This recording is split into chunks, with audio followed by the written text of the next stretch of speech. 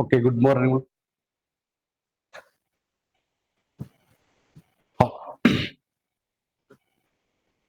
ಹಾಗಾದ್ರೆ ನಿನ್ನೆ ನಾವು ಪಾಲಿಟಿ ಓರಿಯಂಟೇಶನ್ ಕ್ಲಾಸ್ ಅನ್ನ ನಾವು ನೋಡಿದ್ವಿ, ಹೌದ್ರಿ? ಹಾಗಾದ್ರೆ ಇವತ್ತು ನಾವು ಈ ಸೆಷನ್ ಅಲ್ಲಿ ನಾವೇನ್ ಮಾಡೋಣ ಅಂದ್ರೆ ನಮ್ಮ ಸೈನ್ಸ್ ಅಂಡ್ ಟೆಕ್ನಾಲಜಿಯ ಓರಿಯಂಟೇಶನ್ ನಾವು ನೋಡೋಣ, ಹೌದಾ? ಅದಕ್ಕೂ ಮುಂಚೆ ಬಹಳ ಜನ ಏನ್ ಮಾಡಿದ್ದಾರೆ ಅಂತಂದ್ರೆ ಆನ್ಲೈನ್ ಅಡಾಪ್ಟ್ ಮಾಡ್ಕೊಂಡಿದ್ದಾರೆ ಕೆಲವೊಬ್ರು. ಹಾಗಾಗಿ ಕೆಲವೊಬ್ರು ಅವ್ರಿಗೆ ಯಾವ್ದು ಪ್ರಿಫರ್ ಆಗುತ್ತೆ ಅದನ್ನ ಅಡಾಪ್ಟ್ ಮಾಡ್ಕೊಳ್ಳಿ, ನೋ ಇಶ್ಯೂ. ನೀವು ಆನ್ಲೈನ್ ಅವರು ಕೂಡ ಸ್ವಲ್ಪ ಇಂದಿನಿಂದ ಏನ್ ಮಾಡ್ರಿ ಅಂದ್ರೆ ಸೀರಿಯಸ್ ಆಗಿ ನೀವು ಟೈಮ್ ಟೇಬಲ್ ಶೆಡ್ಯೂಲ್ ಅನ್ನ ಹಾಕೊಳ್ಳುವಂತರಿ. ಈಗ ಸಿಲೆಬಸ್ ಅಂದ ತಕ್ಷಣ ನಾವು ಸಿಲೆಬಸ್ ಅನ್ನ ನೆಕ್ಸ್ಟ್ 1 or 2 days ಅಲ್ಲಿ ಡೈರೆಕ್ಟ್ ಸಿಲೆಬಸ್ ಸ್ಟಾರ್ಟ್ ಮಾಡ್ತೀನಿ. ಈಗ ಇನ್ನೊಂದು 2-3 days ಅಷ್ಟೇ ಓರಿಯಂಟೇಶನ್ ಕ್ಲಾಸ್ ನಿಮ್ದು ಇರುತ್ತೆ, ಹೌದಾ? ಹಾಗಾದ್ರೆ ಹ್ಯಾವ್ ದ ಹೆಡಿಂಗ್. ಅದಕ್ಕೂ ಮುಂಚೆ ನಂದು ಇಂಟ್ರಡಕ್ಷನ್ ಅನ್ನ ನಾನು ಕೊಡೋದಾದ್ರೆ,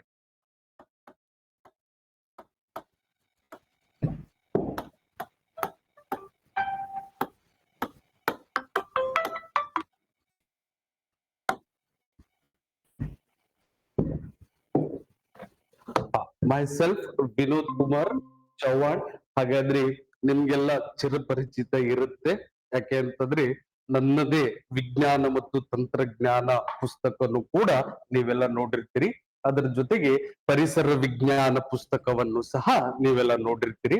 ಹಾಗಾಗಿ ಗೊತ್ತಿರುತ್ತೆ ಅಂತ ಅನ್ಕೋತೀರಿ.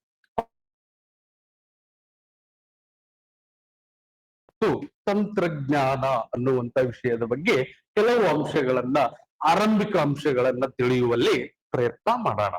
ಓಕೆ, ಸಿ, ಇವತ್ತು ಯಾವುದೇ ಒಂದು ಏನ್ ಮಾಡಿದ್ರೆ ಪರೀಕ್ಷೆಯನ್ನ ತೆಗೆದುಕೊಂಡು ನೋಡಿದ್ರೆ, whenever you consider any of the competitive exam, ಪ್ರಸ್ತುತ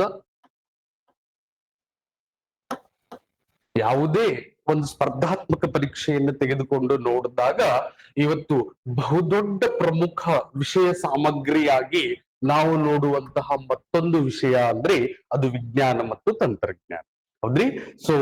ಹೇಗೆ ಸರ್ ಇದನ್ನ ನಾವು ಒಂದು ಉದಾಹರಣೆಯಾಗಿ ತೆಗೆದುಕೊಳ್ಳೋದು ನೋಡೋದಾದ್ರೆ ಅಂತ ನೀವೆಲ್ಲ ಕ್ವಶನ್ ಮಾಡಿದ್ರೆ, considered KS exam it self, ಹೌದ್ರಿ? ಹಾಗಾದ್ರೆ ಈ KS ಎಕ್ಸಾಮ್ ಅಲ್ಲಿ ಹಿಂದಿನ ಪ್ರಶ್ನೆ ಪತ್ರಿಕೆಯನ್ನ ನಾವು ಅನಾಲಿಸಿಸ್ ಮಾಡಿ ನೋಡಿದಾಗ ಇದರಲ್ಲಿ ನಿಮಗೆ ಎಷ್ಟು ಕ್ವಶನ್ಸ್ ಇತ್ತು? 35 to 40 ಕ್ವಶನ್ಸ್ ಗಳನ್ನ ನೀವು ನೋಡಿದ್ರಿ. ಅದು ಯಾವುದರ ಆಧಾರದ ಮೇಲೆ ಅಂತಂದ್ರೆ ಅದು ಸೈನ್ಸ್ ಅಂಡ್ ಟೆಕ್ನಾಲಜಿ ಎಂಬ ವಿಷಯದ ಮೇಲೆ, ಅಂದ್ರೆ 2 ಪೇಪರ್ ಕಂಬೈನ್ಡ್ ಹೇಳ್ತಾ ಇದ್ವಿ, ಹೌದ್ರಿ? ಒಂದೇ ಪೇಪರ್ ಅಲ್ಲಲ್ಲ, 2 ಪೇಪರ್. GS1 ಅಂಡ್ GS2 ಎರಡು ಕಂಬೈನ್ಡ್ ಮಾಡಿದಾಗ ನಮ್ಗೆ 35 to 40 ಕ್ವಶನ್ಸ್ ನೀವು ನೋಡಿದ್ರಿ. ಯಾವುದರ ಮೇಲೆ ಅಂದ್ರೆ ಅದು ಸೈನ್ಸ್ ಅಂಡ್ ಟೆಕ್ನಾಲಜಿಯ ಮೇಲೆ. ಅಷ್ಟೇ ಅಲ್ಲ, ಈವನ್ ನೀವು UPSC IAS ಅಂತ ತೆಗೆದುಕೊಂಡು ನೋಡಿದಾಗ ಹಾಗಾದ್ರೆ ಅಲ್ಲಿಯೂ ಸಹ ನಿಮ್ಗೆ ಅತ್ಯಂತ ಪ್ರಮುಖ ವಿಷಯವಾಗಿ ಕಂಡು ಬರುವಂತದ್ದು ಅಂದ್ರೆ ಅದು ನಿಮ್ಮ science and technology, right? Even in IAS exam, this topic is very important from the point of examination. This topic covers at least ನಿಮಗೆ 15 to 20 marks in IAS exam out of 100, ಹೌದ್ರಿ? 15ರಿಂದ 20 ಕ್ವಶನ್ಸ್ ಗಳನ್ನ ನೀವು expect ಮಾಡ್ತಾ ಹೋಗ್ತೀರಿ. ಅದು ಯಾವುದರ ಮೇಲೆ ಅಂದ್ರೆ ನಮ್ಮ ಸೈನ್ಸ್ ಅಂಡ್ ಟೆಕ್ನಾಲಜಿಯ ಮೇಲೆ, ರೈಟ್? ಅಷ್ಟೇ ಅಲ್ಲ, ಈವನ್ ನೀವು group C, KPSC group C ತಗೊಳ್ರಿ, ಅಥವಾ ಇತ್ತೀಚಿನ KE ಆಗಿರ್ಲಿ, ಹೌದಾ? ಹಾಗಾದ್ರೆ ಇಲ್ಲಿನ ಯಾವುದೇ ನೀವು ಪರೀಕ್ಷೆಗಳನ್ನ ನೋಡಿದಾಗ ಸೈನ್ಸ್ ಮತ್ತು ಟೆಕ್ನಾಲಜಿ ಎರಡೂ ಕಂಬೈನ್ಡ್ ಮಾಡಿ ನೋಡಿದಾಗ ಅಗೇನ್ ನೀವು 25% ವೇಟೇಜ್ ಅನ್ನ ನೋಡ್ತೀರಿ. ಅಂದ್ರೆ ಇದರ ಅರ್ಥ 1/4, ಹೌದಾ? 1ರಲ್ಲಿ 4 ಕ್ವಶನ್ಸ್ ಅನ್ನ, 4ರಲ್ಲಿ 1 ಕ್ವಶನ್ಸ್ ಅನ್ನ ನೀವು ಯಾವ ಸಬ್ಜೆಕ್ಟ್ ಮೇಲೆ ನೋಡ್ತೀರಿ ಅಂತಂದ್ರೆ ಅದು ವಿಜ್ಞಾನ ಮತ್ತು ತಂತ್ರಜ್ಞಾನದ ಬಗ್ಗೆ. ಅಂದ್ರೆ ಅಷ್ಟೊಂದು ವೇಟೇಜ್ ಅನ್ನ ಹೊಂದಿರುವಂತಹ ಒಂದು ಸಬ್ಜೆಕ್ಟ್. ನಾವು ಒಂದು ಪೋಸ್ಟ್ ಅಂತ ಬಂದಾಗ ಅದು ಯಾವುದೇ ಪೋಸ್ಟ್ ಇರ್ಲಿ, IAS ಇರ್ಲಿ, KS ಇರ್ಲಿ, PSI ಇರ್ಲಿ, ಅಥವಾ KPSC ಯಾವುದೇ ರೆವಿನ್ಯೂ ಇನ್ಸ್ಪೆಕ್ಟರ್ ಇರ್ಲಿ, FDA ಇರ್ಲಿ, SDA ಇರ್ಲಿ, what ever it may B. ಹೌದಾ? ಹಾಗಾದ್ರೆ ಯಾವುದೇ ಪರೀಕ್ಷೆಯನ್ನು ನಾವು ತೆಗೆದುಕೊಂಡು ನೋಡಿದಾಗ ಸೈನ್ಸ್ ಅಂಡ್ ಟೆಕ್ನಾಲಜಿ ಬಹುಮುಖ್ಯ ಪಾತ್ರ ವಹಿಸ್ತದ ಅಂತ ನೀವೆಲ್ಲ ಹೇಳ್ತೀರಿ. ಆದ್ರೆ ಅದಕ್ಕೆ ನಾನು ಏನ್ ಮಾಡಬೇಕು ಅನ್ನುವಂಥದ್ದು ಈ ಕೆಲವೊಬ್ಬರಿಗೆ ಬಹಳ ಒಂದೇನ ಕಠಿಣ ಅಂಶ, ಕಠಿಣ ಪ್ರಶ್ನೆಯಾಗಿ ಹಾಗೇ ಉಳಿದಿದೆ. ಯಾಕೆ ಅಂತಂದ್ರೆ ಇವತ್ತು ನೀವು ಯಾವುದೇ ಒಂದು ಪೋಸ್ಟ್ ಅನ್ನ ಪಡೆಯಲಿಕ್ಕೆ ಬಹುಮುಖ್ಯ ಪಾತ್ರ ವಹಿಸ್ತದೆ ಅದು ಸೈನ್ಸ್ ಅಂಡ್ ಟೆಕ್ನಾಲಜಿ. ಯಾಕೆ ಅಂದ್ರೆ ಸರ್ ನಾನು ಈಸಿಲಿ ಹಿಸ್ಟ್ರಿ ಓದ್ತೀನಿ, ಯಾಕೆ ನಾನು ಈಸಿಲಿ ಜಿಯೋಗ್ರಫಿ ನಾನು ಸ್ವಲ್ಪ ಕವರ್ ಮಾಡ್ಕೋಬಹುದು, ಯಾಕೆ ನಾನು ಹ್ಯುಮ್ಯಾನಿಟಿ ಸಬ್ಜೆಕ್ಟ್ ಅನ್ನ ಒಂದ್ ಸ್ವಲ್ಪ ಓದಿದ್ರೆ ನನ್ನ ತಲೆಯಲ್ಲಿ ಒಂದ್ ಸ್ವಲ್ಪ ಉಳಿಬಹುದು ಸರ್. ಆದ್ರೆ ಸೈನ್ಸ್ ಅಂದ ತಕ್ಷಣ ನಮಗೆ ಹೆಂಗಾಗ್ಬಿಡುತ್ತೆ, ಟೆಕ್ನಾಲಜಿ ಅಂದ ತಕ್ಷಣ ಹೇಗಾಗ್ಬಿಡುತ್ತೆ, ಅದೊಂದು ಕಬ್ಬಿಣದ ಕಡಲೆಯ ರೂಪದಲ್ಲಿ ನಮ್ ಕಡೆ ಕಾಡಿಸ್ಲಿಕ್ಕೆ ಸ್ಟಾರ್ಟ್ ಆಗುತ್ತೆ. ಅಂದ್ರೆ we have a perception since our childhood. Science ಬೇಡಪ್ಪ, ಏನ್ ಮಾಡ್ತೀಪ್ಪ, ನಾನ್ PU ಮಾಡ್ತೀನಿ, PU ಅಲ್ಲಿ ಏನು ಆರ್ಟ್ಸ್ ಮಾಡ್ತೀನಿ, ಕಾಮರ್ಸ್ ಮಾಡ್ತೀನಿ ಅಂದ್ರೆ ಒಂದಿಷ್ಟು ನಮ್ಮ ಸಮಾಜದಲ್ಲಿ ಯಾವ ರೀತಿಯ ಬೆಳವಣಿಗೆಯನ್ನು ನೀವು ನೋಡಿದ್ರಿ ಅಂದಿನ ಕಾಲದಿಂದಲೂ ಅಂದ್ರೆ ಸೈನ್ಸ್ ಅಂದ್ರೆ ನಮಗಲ್ಲ, ಅದು ಸೈನ್ಸ್ ಅಂದ್ರೆ ಟಫ್, ಸೈನ್ಸ್ ಅಂದ್ರೆ ವರ್ಡ್ಸ್. ಆದ್ರೆ ನನ್ನ ಪ್ರಕಾರ the most easiest, one of the easiest ಅಲ್ಲಿ ಕನ್ಸಿಡರ್ ಆಗತ್ತೆ ಅದು ಯಾವುದು ಅಂದ್ರೆ ಸೈನ್ಸ್. ಯಾಕೆ ಅಂದ್ರೆ ಅಫ್ಕೋರ್ಸ್ ನೋ ಡೌಟ್ ಇಲ್ಲಿ ಒಂದು ನಿಮ್ಮೆಲ್ಲರಿಗೂ ಹುಟ್ಟುವಂತಹ ಒಂದು ಸಮಸ್ಯೆ ಅಂತಂದ್ರೆ ಇದರಲ್ಲಿ ಟರ್ಮಿನಾಲಜೀಸ್ಗಳು ಸರ್. ಹೌದಾ? ಆ ಪದಗಳು ಸ್ವಲ್ಪ ಕ್ಲಿಷ್ಟಕರ ಆಗಿರಬಹುದು ನೆನ್ಪಿಟ್ಕೊಳ್ಳಿಕ್ಕೆ. ಬಟ್ ಒನ್ಸ್ ನೀವು ಅದನ್ನ ಅರ್ಥ ಮಾಡ್ಕೊಂಡು ನೀವೇನಾದ್ರೂ ಸ್ಟಡಿ ಮಾಡಕ್ ಮುಂದಾದ್ರೆ ಮಾತ್ರ one of the easiest subject ಆಗಿ ನೀವು ನೋಡಬಹುದು ಸೈನ್ಸ್ ಅಂಡ್ ಟೆಕ್ನಾಲಜಿಯನ್ನ. ಹೌದಾ? ಅದಕ್ಕೆ ಇಟ್ ಇಸ್ ದ ಈಸಿಯೆಸ್ಟ್ ಅಂತ ನಾವು ಏನಕ್ಕೆ ಪೋಟ್ರೆ ಮಾಡಾಕತ್ತೀವಿ ಅಂದ್ರೆ ನಿಮ್ ತಲೆಯಲ್ಲಿ ಫಸ್ಟ್ ಆ ನೆಗೆಟಿವ್ ಥಾಟ್ ತೆಗೀರಿ. ಹೌದಾ? ಯಾಕೆಂದ್ರೆ ನೀವ್ ಅನ್ಕೊಂಡ್ಬಿಟ್ಟಿರೋ ಸೈನ್ಸ್ ಟೆಕ್ನಾಲಜಿ ಅಂದ ತಕ್ಷಣ ನಮ್ಗೊಂದ್ ಸ್ವಲ್ಪ ಕ್ಲಿಷ್ಟಕರವಾದಂತಹ ಒಂದು ಅಧ್ಯಯನ ಆಗ್ಬಹುದು ಅನ್ನುವಂಥದ್ದು. ಹಾಗಾದ್ರೆ ಅದನ್ನ ಫಸ್ಟ್ ನಿಮ್ಮ ತಲೆಯಿಂದ ರಿಮೂವ್ ಮಾಡ್ರಿ.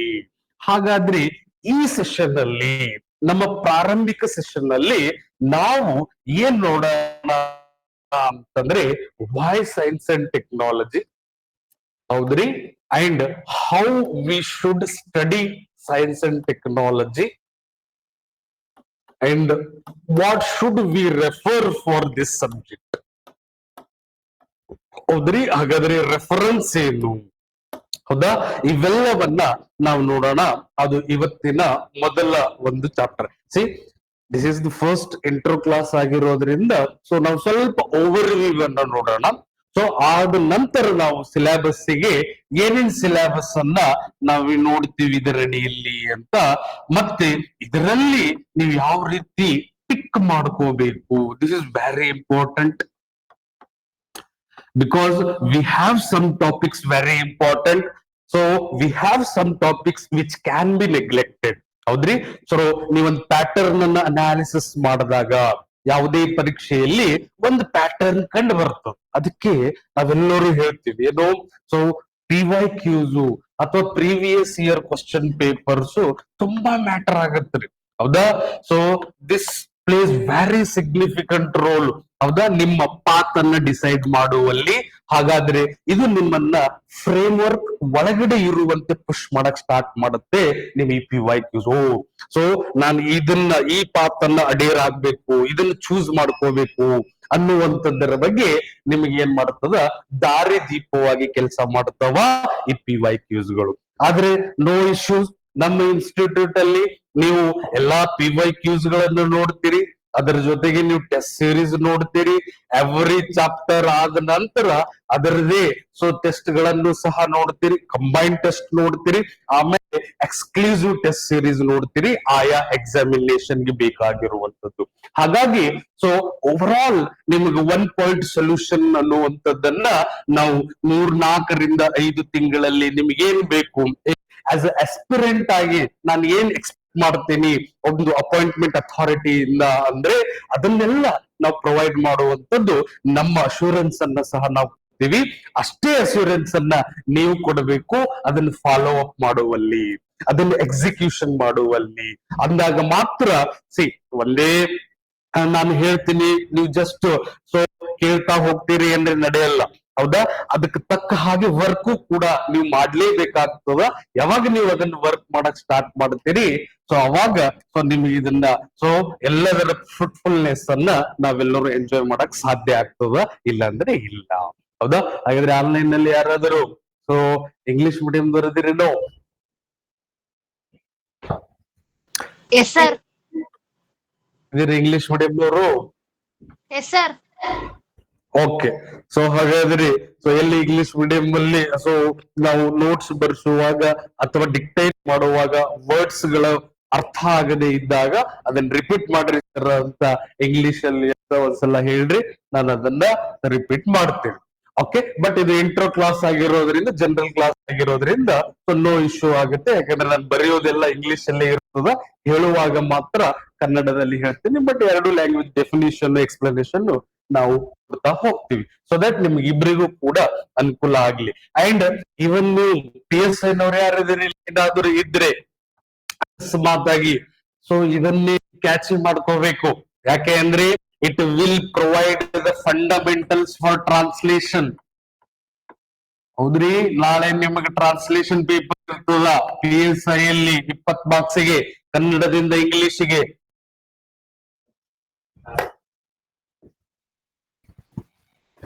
ಹಾ, ಸೊ ಹಾಗಾದ್ರಿ ಒಂದ್ ಸ್ಮಾಲ್ ಇಂಟರ್ವಲ್ ತಡ್ರಿ, ಒಂದೇ ನಿಮಿಷ.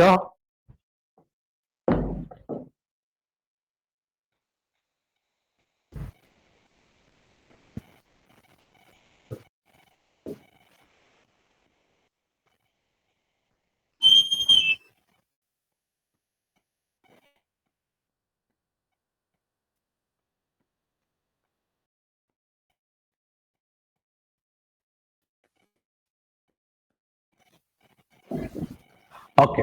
ಸೊ ಹಾಗಾದ್ರಿ it will provide the basis for translation ಅಂದ್ರೆ ಕನ್ನಡದಲ್ಲಿ ಏನ್ ವರ್ಡ್, ಇಂಗ್ಲಿಷ್ ಅಲ್ಲಿ ಏನ್ ವರ್ಡ್, ವೆಕ್ಯಾಬ್ಲರಿ ಇಂಪ್ರೂವ್ ಮಾಡ್ಕೊಳ್ರಿ ಆಯಾ ಸಬ್ಜೆಕ್ಟ್ ಗೆ. ಅದು ಸೊ ಜಿಯೋಗ್ರಫಿ ಇರ್ಲಿ, ಅದು ಎಕಾನಮಿ ಇರ್ಲಿ, ಅದು ಪಾಲಿಟಿ ಇರ್ಲಿ, ಅದು ಟೆಕ್ನಾಲಜಿ ಇರ್ಲಿ, what ever subject it may B. ಹೌದ್ರಿ? ಹಾಗಾದ್ರೆ ನಿಮ್ಗ ಸೊ ಅದು ಪ್ರೊವೈಡ್ ಮಾಡ್ತದೆ ಫಂಡಮೆಂಟಲ್ಸ್, ವೆಕ್ಯಾಬ್ಲರಿ ಇಂಪ್ರೂವ್ ಮಾಡಕ್ಕೆ. ಸೊ ಹಾಗಾದ್ರೆ ಸೊ ಇದಕ್ ನಾವು ಇಂಗ್ಲಿಷ್ ಅಲ್ಲಿ ಹೀಗೆ ಹೇಳ್ತೀವಿ, ಕನ್ನಡದಲ್ಲಿ ಹೀಗೆ ಹೇಳ್ತೀವಿ, ಸ್ಟೇಟ್ಮೆಂಟ್ ಹೆಂಗ್ ಫ್ರೇಮ್ ಮಾಡ್ತೀವಿ. ಸೊ ದಿಸ್ ಇಸ್ ನಿಮ್ಗೆ ಒಂದ್ ಸ್ವಲ್ಪ ಏನಾಗುತ್ತೆ ಅಂದ್ರೆ ಹೆಲ್ಪ್ ಆಗ್ತಾನು ಹೋಗ್ತದ. ಅದನ್ನು ಅಬ್ಸರ್ವ್ ಮಾಡ್ರಿ ನೀವ್ ಯಾರಾದ್ರೂ PSI ಕ್ಯಾಂಡಿಡೇಟ್ಸ್ ಗಳು ಇದ್ರೆ. ಹೌದಾ? ಸೊ ಹೀಗೆ ಒಟ್ನಲ್ಲಿ ಸೊ ನಾವು PYQs ಅನ್ನುವಂಥದ್ದನ್ನ ಸೊ ನಾವು ನೋಡಿದಾಗ ಬಹುಮುಖ್ಯ ಪಾತ್ರ ವಹಿಸುತ್ತೆ. ಹೌದಾ? ಹಾಗಾದ್ರೆ ನಾನು ಹೇಳಿನಿ ಇವತ್ತು ಫಸ್ಟ್ ನಾನು ಲಾಸ್ಟ್ ಹೇಳ್ತೀನಿ ಅದನ್ನ. So at the end of the session ನಿಮ್ದು ಇವತ್ತಿನ ವರ್ಕ್ ಏನು ಅಂತ ನಾನು ಕೊಡ್ತೀನಿ ಪ್ರತಿದಿನ ಅಂತ ಹೇಳಿ. ಆ ಪ್ರತಿದಿನದ ವರ್ಕ್ ಅನ್ನ ಅವತ್ತೇ ಮಾಡ್ಬೇಕಾಗ್ತದ. ಯಾಕಂದ್ರೆ ಇವತ್ತಿಂದ ಜೀರೋದಿಂದ ಸ್ಟಾರ್ಟ್ ಮಾಡ್ತಾ ಇದೀರಿ ಅಂತಾನೆ ಸ್ಟಾರ್ಟ್ ಮಾಡ್ರಿ. ಹೌದಾ? ಇವತ್ತಿಂದ ನಾನು ಏನು ಇಲ್ಲ ಅಂತ ನೀವು ಅನ್ಕೊಂಡು ಮುಂದಿನ ದಾರಿಯನ್ನು ತುಳಿರಿ. ದಟ್ ಅಲ್ಟಿಮೇಟ್ಲಿ ನಿಮ್ಮ ಗುರಿಯನ್ನ ನೀವು ತಲುಪುವಲ್ಲಿ ಯಶಸ್ಸಾಗಲಿಕ್ಕೆ ಅದು ಆಗ್ತದ ಅನ್ನೋದೇ ನಮ್ಮೆಲ್ಲರ ಉದ್ದೇಶ. ಓಕೆ. ಸೊ ಹಾಗಾದ್ರೆ ಇರ್ಲಿ. So end of the day ನಾನು ಆ ವರ್ಕ್ ಅನ್ನ ನಿಮ್ಗೆ ಪ್ರೊವೈಡ್ ಮಾಡ್ತಾ ಹೋಗ್ತೀನಿ. Okay. PYQs is very important because it provides the frame work. ಹೌದಾ?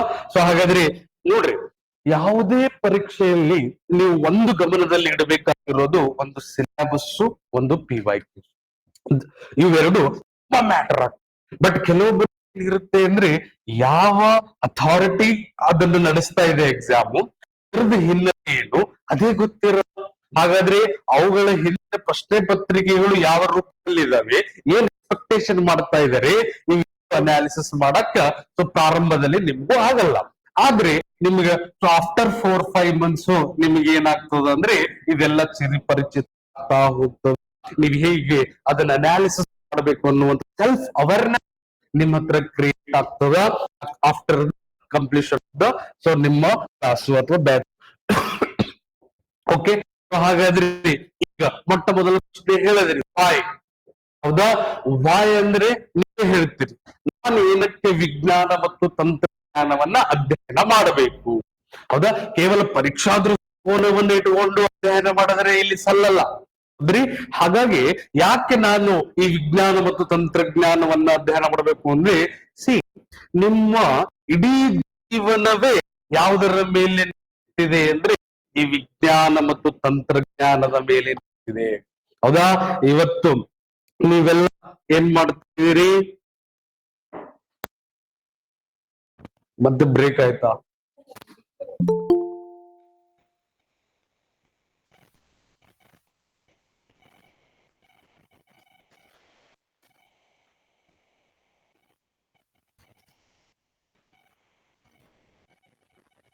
ಇವತ್ತ ಕೇಬಲ್ ಅದನ್ನ ಮೆನ್ಷನ್ ಮಾಡ್ಕೊಂಡು ಹೋಗ್ರಿ. ಆಮೇಲೆ ಬಂದು ಆಮೇಲೆ ಕ್ಲಾಸ್ ಮುಗಿದ್ ಓಕೆ.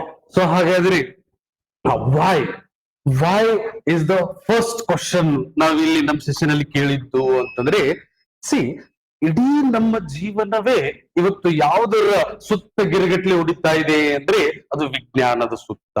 ಹೌದಾ? ವಿಜ್ಞಾನ ಇಲ್ಲ ಅಂತಂದ್ರೆ ನೀವೇನು ಊಹೆ ಮಾಡಕ್ಕೆ ಸಾಧ್ಯ ಆಗ್ತಿರ್ಲಿಲ್ಲ. ಇವತ್ತು ಸೊ ನಿಮ್ಮ ದೈನಂದಿನ ಜೀವನದ ಪ್ರತಿಯೊಂದು ವಸ್ತುವನ್ನ ತೆಗೆದುಕೊಂಡು ನೋಡ್ರಿ ನೀವು. ಹೌದಾ? ಹಾಗಾದ್ರೆ ಇವೆಲ್ಲವೂ ಕೂಡ ಯಾವುದರ ಅನ್ವಯಗಳಾಗೇ ನೋಡ್ತೀರಿ ಅಂದ್ರೆ ವಿಜ್ಞಾನದ್ದು. ಮನೆಯಲ್ಲಿ ಒಂದು ನಾರ್ಮಲ್ ಸೋಪ್ ತಗೊಳ್ರಿ, ಒಂದು ಡಿಟರ್ಜೆಂಟ್ ತಗೊಳ್ರಿ, ಹಾಗಾದ್ರೆ ಮನೆ ಕನ್ಸ್ಟ್ರಕ್ಷನ್ ಮಾಡೋದನ್ನೇ ತಗೊಳ್ರಿ, ಅಥವಾ ಇವತ್ತು ನೀವು ಬಳಕೆ ಮಾಡ್ತಾ ಇರುವಂತಹ ಫೋನ್ ಗಳನ್ನ ತಗೊಳ್ರಿ, ಮನೆಯಲ್ಲಿ ಆರಾಮದಾಯಕ ಜೀವನವನ್ನ ನಾವೆಲ್ಲ ಕಾಣಬೇಕು ಅಂತ AC ತಗೊಳ್ರಿ. ಹೌದಾ? ಅಥವಾ ನಿಮ್ಮ ಟೆಲಿವಿಷನ್ ತಗೊಳ್ರಿ, ಅದು ನಿಮ್ಮ ಬ್ಲಾಕ್ ಅಂಡ್ ವೈಟ್ ಇಂದ ಹಿಡಿದು ಇಲ್ಲಿನ LED ವರೆಗಿನ ಟಿವಿ ತೋಡ್ರಿ. LED ಹೋಗಿ ಆರ್ಗ್ಯಾನಿಕ್ LED ಬಂದಾವ. ಹಾಗಾದ್ರೆ ಇವೆಲ್ಲವೂ ಯಾವುದರ ದೇಣಿಗೆಗಳೇ? ನಿಮ್ಮ ವಿಜ್ಞಾನದ ಮತ್ತು ತಂತ್ರಜ್ಞಾನದ ದೇಣಿಗೆಗಳೇ. ಹೌದಾ? ಸೊ ಅಷ್ಟೊಂದು ಹಾಸು ಹೊಕ್ಕಾಗಿ ನೀವು ಈ ಒಂದು ಭಾಗವನ್ನ ನೋಡ್ತಾ ಇರೋದ್ರಿಂದ ಅದಕ್ಕಾಗಿಯೇ ಸೊ ನೀವೇನ್ ಮಾಡ್ರಿ, ನಿಮ್ಮ ಜೀವನದ ಬಗ್ಗೆ ನೀವು ಏನ್ ಮಾಡ್ರಿ, ತಿಳ್ಕೊಳ್ರಿ. ನಿಮ್ಮ ಲೈಫ್ ಅಂದ್ರೆ ಏನು? ಹೌದಾ?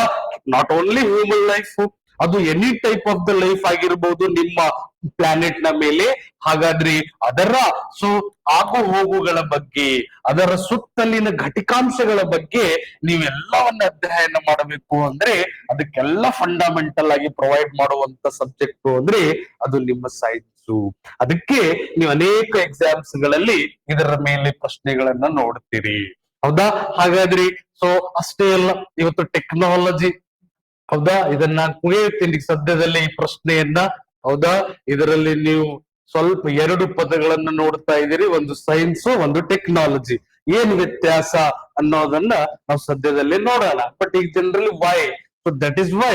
ಸೊ ಸಿ, ಈ ಸೈನ್ಸ್, ಈ ಟೆಕ್ನಾಲಜಿ, ಇವತ್ತಿನ ಎಲ್ಲಾ ಮಾತು ಎತ್ತಿದ್ರೆ ಟೆಕ್ನಾಲಜಿ ಟೆಕ್ನಾಲಜಿ ಟೆಕ್ನಾಲಜಿ ಏನಾಗತ್ತೀರಿ. ಹಾಗಾಗಿ ಸೊ ಇವೆರಡರ ಅರ್ಥವನ್ನು ಸಹ ನೋಡೋಣ, ತಿಳ್ಕೊಳ್ಳೋಣ. ಅಂದಾಗ ಮಾತ್ರ ಒಬ್ಬ ಸ್ಪರ್ಧಾರ್ಥಿಯಾಗಿ, ಒಬ್ಬ ಅಡ್ಮಿನಿಸ್ಟ್ರೇಟರ್ ಆಗಿ ನಾನು ಏನ್ ಮಾಡಬಹುದು, ಕಾರ್ಯವನ್ನ ನಿರ್ವಹಿಸಲಿಕ್ಕೆ ನನಗೆ ಸಲೀಸಾಗಬಹುದು ಅನ್ನುವಂತ ಕಾರಣಕ್ಕೆ ನೀವು ಈ ಅಧ್ಯಯನವನ್ನ, ಈ ಸಾಮಗ್ರಿಯನ್ನ ಓದಕ್ ಸ್ಟಾರ್ಟ್ ಮಾಡ್ತೀರಿ. ಸಿಲೆಬಸ್ ಅಲ್ಲಿಯೂ ಅದೇ ಕಾರಣಕ್ಕೆ ನೀವೆಲ್ಲ ನೋಡ್ತೀರಿ. ವೇಟೇಜ್ ವಿನೋ, ಅದೇ ನಾವು ಪಾಯಿಂಟ್ ಆಫ್ ಎಕ್ಸಾಮಿನೇಷನ್ ಇಂದ ಹೇಳಿದ್ರೆ ಯಾಕೆ ಓದ್ಬೇಕು ಸರ್? ಯಾಕೆ ಅಂದ್ರೆ ನನಗೆ ಇಷ್ಟು % ಮಾರ್ಕ್ಸ್ ಬರ್ತಾವ ಸರ್ ಇದರಲ್ಲಿ. ಹೌದಾ? ಅದು IAS ಅಂದ್ರೆ ಇಷ್ಟು ಬರ್ತಾವ, ಅದೇ KAS ಅಲ್ಲಿ ನಾವು ನೋಡಿದ್ರೆ ಎಕ್ಸಾಂಪಲ್ ಇಷ್ಟು ಬರ್ತಾವ, ಅದೇ ಬೇರೆ ಬೇರೆ ಎಕ್ಸಾಮ್ ತಗೊಂಡ್ರೆ ಇಷ್ಟು ಬರ್ತಾವ. That is why we should study. Yes, but not only from the perspective of examination, but in overall ನಾವು ಅದರ ಅನಾಲಿಸಿಸ್ ಮಾಡಿದ್ರೆ ಸೊ ವಿದೌಟ್ ಸೈನ್ಸ್ ನೀವು ನಿಮ್ಮ ಜೀವನವನ್ನೇ ಊಹೆ ಮಾಡಕ್ಕಾಗಲ್ಲ.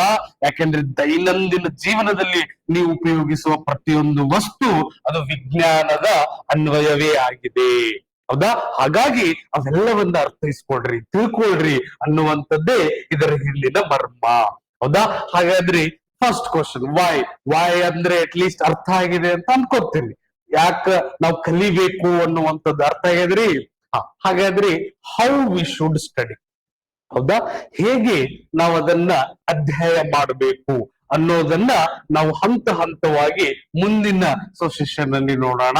ಸೊ ನೆಕ್ಸ್ಟ್ ಸೆಷನ್ ಅಲ್ಲಿ ಯಾಕೆ ಅಂತಂದ್ರೆ ನಾವು ಸೊ ಅದನ್ನೇ ಮಾಡ್ತಾ ಹೋಗ್ತೀವಿ. ಏನ್ ಮಾಡ್ತೀವಿ, ಒಂದಿಷ್ಟು ಸೊ ಡಿವಿಷನ್ ಮಾಡ್ತೀವಿ. ಸಿ, ಇನ್ನೊಂದು ಇಲ್ಲಿ ಹೌ ಅನ್ನೋದಕ್ಕೆ ಓವರ್ ಆಲ್ ಹೌ ಅನ್ನೋದಕ್ಕ ಎರಡನ್ನ ಸೊ ಮರ್ಜ್ ಮಾಡಿ ಒಂದು ಆನ್ಸರ್ ಅಥವಾ ಒಂದು ಅನಾಲಿಸಿಸ್ ಹೇಳ್ತೀವಿ. ಸಿ, ನೀವು ಇವತ್ತು ನಾನು ಹೇಳಿದೀನಿ ಎಲ್ಲರೂ ಕೂಡ ಶೂನ್ಯದಿಂದಲೇ ಸ್ಟಾರ್ಟ್ ಮಾಡಬೇಕು. ಹೌದಾ? ಈ ವಿಶ್ವವು ಶೂನ್ಯದಿಂದಲೇ ಹುಟ್ಟುಕೊಂಡಿದ್ದು ಅಂತ ನೀವೆಲ್ಲ ಇವತ್ತು ವಿಜ್ಞಾನದಲ್ಲಿ ಹೇಳ್ತೀರಿ. ಹೌದಾ? ಹಾಗಾದ್ರೆ ಸೊ ಇವತ್ತು ನೀವು ಝೀರೋದಿಂದಲೇ ಸ್ಕ್ರಾಚ್ ಮಾಡ್ರಿ. ಅದಕ್ಕ ಒಂದು ಕಂಪಲ್ಸರಿ ಶೆಡ್ಯೂಲ್ ಮಾಡ್ಕೊಳ್ರಿ. My humble request to all the aspirant is to have their own schedule. ಹೌದಾ? ಇವತ್ತು ನಾನು ಅಂತೀನಿ ಏನು ಸರ್, ನನ್ಗೆ ಒಂದಿಷ್ಟು ಪ್ರಾಬ್ಲಮ್ಸ್ ಗಳಿದಾವೆ, ನನ್ಗೆ ಟೈಮ್ ಶೆಡ್ಯೂಲ್ ಸ್ವಲ್ಪ ಕಡಿಮೆ ಇದೆ. No issue. ನಿಮ್ಮ ಟೈಮಿಂಗ್ ಅಲ್ಲಿ ಯಾವ ಟೈಮ್ ನಿಮ್ಮದಾಗಿದೆ ಅನ್ನೋದನ್ನು ಚೂಸ್ ಮಾಡ್ಕೊಳ್ರಿ ಫಸ್ಟ್. ಹೌದಾ? ನಿಮ್ಮ ಆ ಡೇ ಶೆಡ್ಯೂಲ್ ಅಲ್ಲಿ ಯಾವುದು ನೀವು ಫ್ರೀ ಟೈಮ್ ಮ್ಯೂಟ್ ಮಾಡ್ಕೊಳ್ರಿ. ಯಾರು ಆಡಿಯೋ ಹಾಗೆ ನೋಡ್ರಿ, ಮ್ಯೂಟ್ ಮಾಡ್ಕೊಳ್ರಿ. ಸೊ ನಿಮ್ಮ ಫ್ರೀ ಶೆಡ್ಯೂಲ್ ಏನು? First you should have the time table. ನಾವೆಲ್ಲ ಡಿಸೈಡ್ ಮಾಡ್ತೀವಿ, ಮಾಡುವಂತಹ ಒಂದು ನಿರ್ಧಾರ ಅಥವಾ ದೃಢ ಸಂಕಲ್ಪ ಎಲ್ಲರಲ್ಲಿದೆ.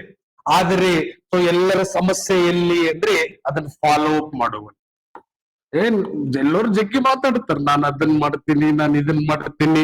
Every one will tell. ಹೌದಾ?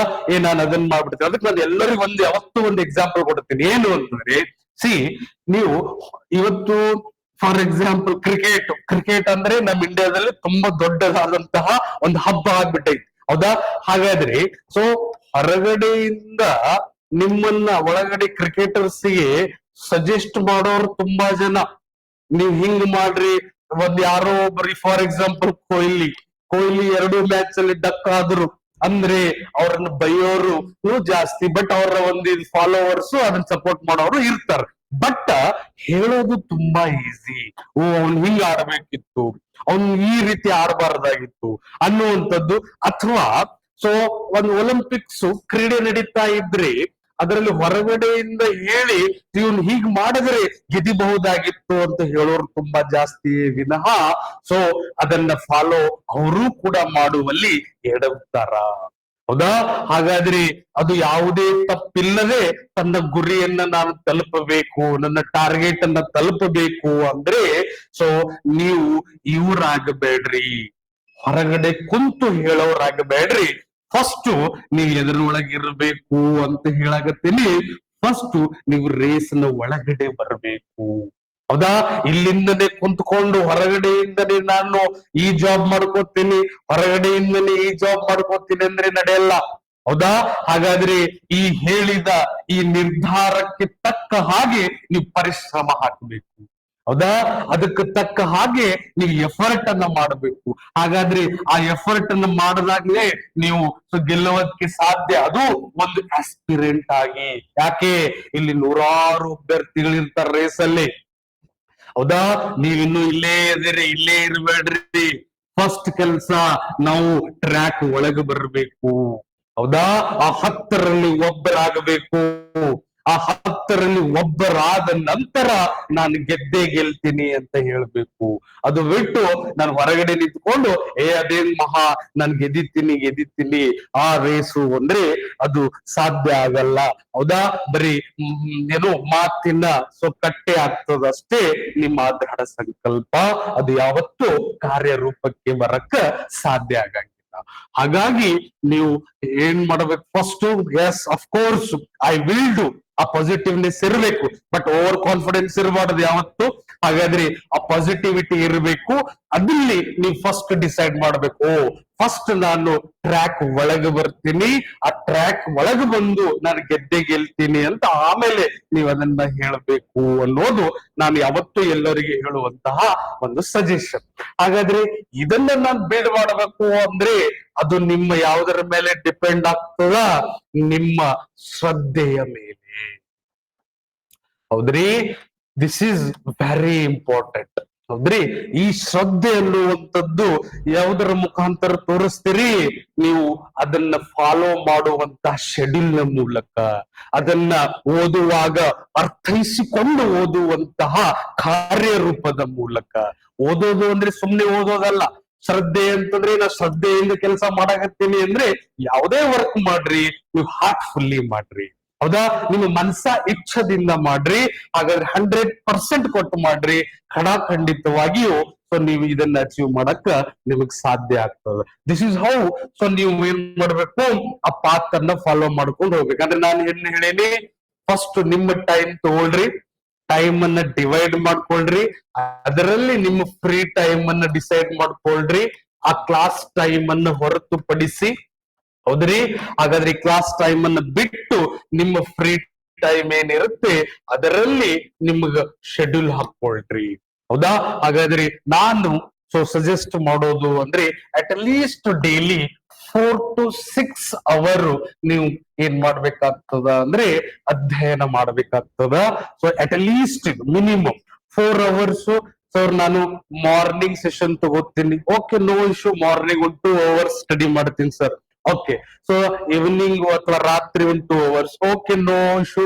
ಮಧ್ಯ ಭಾಗದಲ್ಲಿ ನಾನು ಕ್ಲಾಸ್ ಮುಗಿಸ್ಕೊಂಡು ಹೋಗ್ತೀನಿ ಅಂತ ನೀವು ಸ್ವಲ್ಪ ನಿಮ್ಮ ತಕ್ಕ ಹಾಗೆ see this time schedule is different for different persons. ಹೌದಾ? ನೀವು ಒಂದೇ ರೀತಿಯ, ಯಾರೋ 10 ಗಂಟೆ ಓದ್ತಾರೆ ಅಂದ್ರೆ ನಾನು 10 ಗಂಟೆ ಓದೋ ಅವಶ್ಯಕತೆ ಇಲ್ಲ. ಯಾರೋ 12 ಗಂಟೆ ಹೋಗ್ತಾರ ಅಂದ್ರೆ ನಾನು ಅವನಂಗೆ ಓದೋದಿಲ್ಲ. ಸಿ ನಾವ್ ಹೆಂಗ್ ನೋಡಿವಿ ಅಂದ್ರೆ 12 ಗಂಟೆ ಓದು ಏನು ಆಗದೆ ಇರೋರು ನೋಡಿವಿ, ಅದೇ 4 ಗಂಟೆ ಓದಿ ಅನೇಕ ಹುದ್ದೆಗಳನ್ನ ಪಡೆದವರು ನೋಡಿವಿ. It's all depends upon you. ಹಾಗಾದ್ರೆ ಅದು ಸೊ ನಿಮ್ಮ ತನ ಫಸ್ಟ್ ನಮ್ಮ ತನ ಬರ್ಬೇಕು. ಆ ಬರಕ್ಕ ಈ ಪ್ಯಾಟರ್ನ್ ನೀವು ಫಾಲೋ ಮಾಡ್ಲೇಬೇಕು. ಆದ್ರೆ ಸೊ ಅದೇ ಏನಾಗತ್ತೆ ಮತ್ತೆ, ಸೊ ಎಸ್ ಸರ್, ಸ್ಟಾರ್ಟಿಂಗ್ ಅಲ್ಲಿ ಎಂಥೂಸಿಯಾಸ್ಟಿಕಲಿ ಹೆವಿ ಝೀಲ್ ಇಟ್ಕೊಂಡು you will start the work. But so ಏನಾಗ್ತದ್ರಿ, ಸೊ ನೀವೇನು ಮಾಡಬೇಡ್ರಿ. ನಾನು ಎಲ್ಲರಿಗೂ ಹೇಳುವಂತ ಒಂದೇ ಒಂದು ಇದು ಅಂತಂದ್ರೆ ಸಜೆಷನ್ ಅಂದ್ರೆ, ಸೊ ಏನ್ ಮಾಡ್ರಿ, ಕನ್ಸಿಸ್ಟೆನ್ಸಿ ಇಸ್ ಮ್ಯಾನ್. ಸಿ ನೀವ್ ಮಾಡ್ತೀರಿ ಫಸ್ಟ್ 2-3 days ಫುಲ್ಲಿ ಸ್ವಲ್ಪ ಝೀಲ್ ಇದು ಮಾಡಿ, ಇವತ್ ಸರ್ ಹೇಳಿದ್ರು, ಇವತ್ ನನ್ಗೆ ಸ್ವಲ್ಪ ಅನಸ್ತು, ನಾನು ಓದ್ಬೇಕು ಅಂತ ಅನಸ್ತು, ಓದ್ರಿ. ಆದ್ರೆ ಅದೇ ಝೀಲು 2 ದಿನ ಬಿಟ್ರೆ ಇರಲ್ಲ. ಅದು ಅದಕ್ಕೆ ನಾರ್ಮಲ್ ರೀ, ಅದು ಹ್ಯೂಮನ್ ನೇಚರ್. ನಮ್ಗೆ ಡಿಸ್ಟ್ರಾಕ್ಷನ್ ಆಗುತ್ತೆ, ಒಂದಿಷ್ಟು ವರ್ಕ್ ಬರುತ್ತೆ, ಆ ಪ್ರೆಷರ್ ಬರುತ್ತೆ, whatever it may be. But ಅದನ್ನ ಎಲ್ಲ ದಾಟಿ ನಾವು ಕನ್ಸಿಸ್ಟೆನ್ಸಿ ಮೇಂಟೈನ್ ಮಾಡೋರೇ ಇವತ್ತು ಸೊ ಏನಾಗ್ತಾರ್ರಿ, ಸೊ ಸಕ್ಸಸ್ಫುಲ್ ಅಚೀವರ್ಸ್ ಆಗಕ್ ಸಾಧ್ಯ, ಪರ್ಸನ್ಸ್ ಆಗಕ್ ಸಾಧ್ಯ. This is what you have to. ಬಹಳ ಮಾಡೋದು ಏನಿರ್ತದೆ ರೀ ಇದರಲ್ಲಿ. ಒಬ್ಬ ವ್ಯಕ್ತಿ ಅದು ಯಾವುದೇ ಸನ್ನಿವೇಶ ಇರ್ಲಿ, ಸೊ ಅವನ ಹಿಂದೆ ಏನಿರ್ಬೇಕು ಅಂದ್ರೆ ಆ ಕನ್ಸಿಸ್ಟೆನ್ಸಿ ಇರಬೇಕು. ನನಗ್ ಮಾಡೋದು ಗೊತ್ತಿದೆ, ಆದ್ರೆ ಕನ್ಸಿಸ್ಟೆನ್ಸಿ ಮಾಡಕ್ ಬರ್ತಿಲ್ಲ. ಹಾಗಾಗಿ ಆ ಕನ್ಸಿಸ್ಟೆನ್ಸಿಯಿಂದ ನಾನು ವರ್ಕ್ ಮಾಡ್ತೀನಿ ಅಂತ ನೀವು ಯಾವಾಗ ಡಿಸೈಡ್ ಮಾಡ್ತೀರಿ, ಅವಾಗ ನೀವು ಆ ಟಾರ್ಗೆಟ್ ಅನ್ನ ಸೊ ಅಚೀವ್ ಮಾಡಲಿಕ್ಕೆ ಒಂದು ಸರಿ ದಾರಿಯಲ್ಲಿ ಹೊರಟಿರಿ ಅಂತ ನೀವು ಊಹೆ ಮಾಡ್ಕೋಬಹುದು. ಒಂದು ಹಾಗಾದ್ರೆ ಇವತ್ತಿಂದ ಸೊ ನನ್ನ ಸಜೆಷನ್ ಹೌ ಅಂತ ಅಂದಾಗ ನಾನು ಓವರ್ ಆಲ್ ಹೌ ಹೇಳಿನಿ, ನಾಟ್ ಓನ್ಲಿ ದಿಸ್ ಸಬ್ಜೆಕ್ಟ್. ಹೌದಾ? ಇದು ಒಂದೇ ಸಬ್ಜೆಕ್ಟಿಗಲ್ಲ, ಇದು ಎಲ್ಲಾ ಸಬ್ಜೆಕ್ಟಿಗೂ ಕೂಡ ಅನ್ವಯ ಆಗುತ್ತೆ. ವಿಜ್ಞಾನ ಮತ್ತು ತಂತ್ರಜ್ಞಾನ ಸಿಲೆಬಸ್ ಅಂತೂ ಅದು ಏನಿದೆ, ಏನ್ ಓದ್ಬೇಕು, ನಾ ಹೇಳೋ ಟಾಪಿಕ್ಸ್ ಗಳೇನು, ಅದನ್ನ ನೀವು ಸೆಗ್ರಿಗೇಷನ್ ಮಾಡಿದ್ರೆ ಸಾಕು. ಹೌದಾ? ನನ್ನ ಸೊ ಅಧ್ಯಯನದಲ್ಲಿ ಅಥವಾ ನನ್ನ ಟಾಪಿಕ್ ಅಲ್ಲಿ ನೀವು ಅದನ್ನ ಈಸಿಲಿ ನೀವೇನ್ ಮಾಡ್ತೀರಿ ಅಂದ್ರೆ ಈ ಸಬ್ಜೆಕ್ಟ್ ಅನ್ನ ನಾನು ಹೇಳಿದ್ದನ್ನ, ನಾನು ಕೊಟ್ಟಿರೋ ಕೆಲಸವನ್ನ ನೀವು ನೀಟಾಗಿ ಮಾಡಿದ್ರೆ ನಾನು ಗ್ಯಾರಂಟಿ ಕೊಡ್ತೀನಿ, ನೀವು ಈಸಿಲಿ ಇದರಲ್ಲಿ ಮೋರ್ ದೆನ್ 90% ಮಾರ್ಕ್ಸ್ ಅನ್ನು ತೆಗಿಬಹುದು. ಹೌದಾ? ಒಂದು 10% ಮಾರ್ಕ್ಸ್ ಅಲ್ಲಿ ಇಲ್ಲಿ ಸೊ ಮಿಸ್ ಆದ್ರೆ ಅಟ್ ಲೀಸ್ಟ್ 25ರಲ್ಲಿ 20 ತೆಗೆಯುವಷ್ಟು ನೀವು ಯೋಗ್ಯರಾಗಬೇಕು ಅನ್ನೋದೇ ನಮ್ಮ ಉದ್ದೇಶ. ಓಕೆ, ಹಾಗಾದ್ರೆ ಸೊ ಇಲ್ಲಿವರೆಗೆ ಏನ್ ನೋಡಿದ್ರಿ,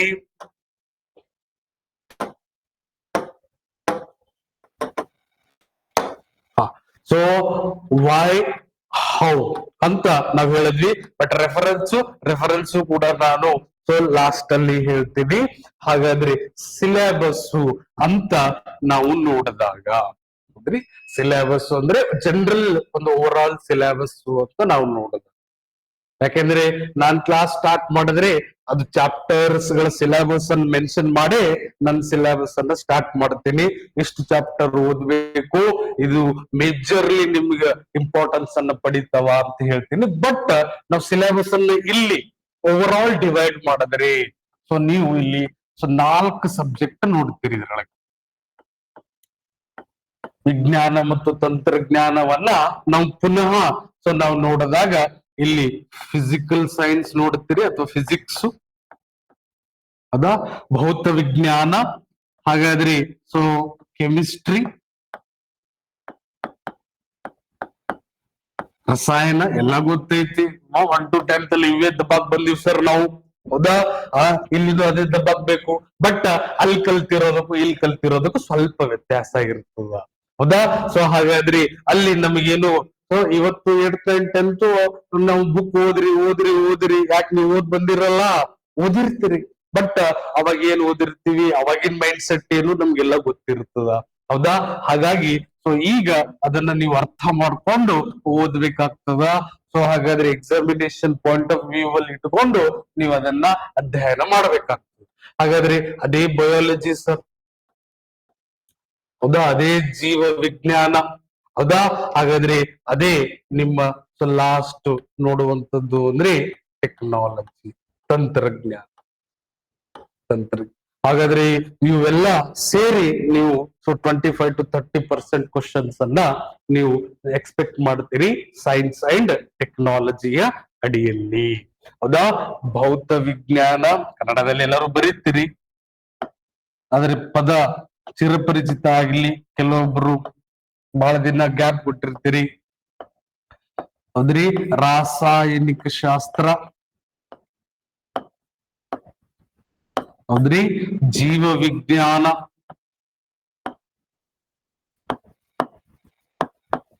ಹೌದ್ರಿ, ಅಥವಾ ಜೀವಶಾಸ್ತ್ರ ಅಂತಲೂ ಕೂಡ ಕರಿತೀರಿ.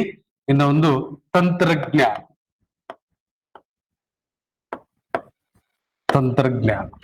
ಹೌದ್ರಿ. ಸೊ ಹಾಗಾದ್ರೆ ಇವೆಲ್ಲ ಸೇರಿದ್ರೆ ನಿಮ್ಮ ಕಂಪ್ಲೀಟ್ ಸಿಲೆಬಸ್ ಆಗುತ್ತೆ, ಹೌದಾ? ಫಾರ್ ಎಕ್ಸಾಂಪಲ್ ನಾನು ಒಂದೆರಡು ಸ್ವಲ್ಪ ಹೈಲೈಟ್ಸ್ ನಾವು ಇಲ್ಲಿ ನೋಡಿದ್ರೆ, ಫಾರ್ ಎಕ್ಸಾಂಪಲ್ ಭೌತ ವಿಜ್ಞಾನದಲ್ಲಿ ಸೊ ಮೇಜರ್ಲಿ ಮೋಸ್ಟ್ ಇಂಪಾರ್ಟೆಂಟ್ ಅಂತ ನಾವು ನೋಡಿದಾಗ ಒಂದು 2 ಚಾಪ್ಟರ್ ನಾವು ಒಂದು ಹೈಲೈಟ್ ಆಗಿ ನೋಡಿದ್ರೆ, ಒಂದು ಲೈಟ್, ಹೌದ್ರಿ, ಬೆಳಕು ಅಥವಾ ಆಪ್ಟಿಕ್ಸ್, ಹೌದ್ರಿ, ಬೆಳಕು.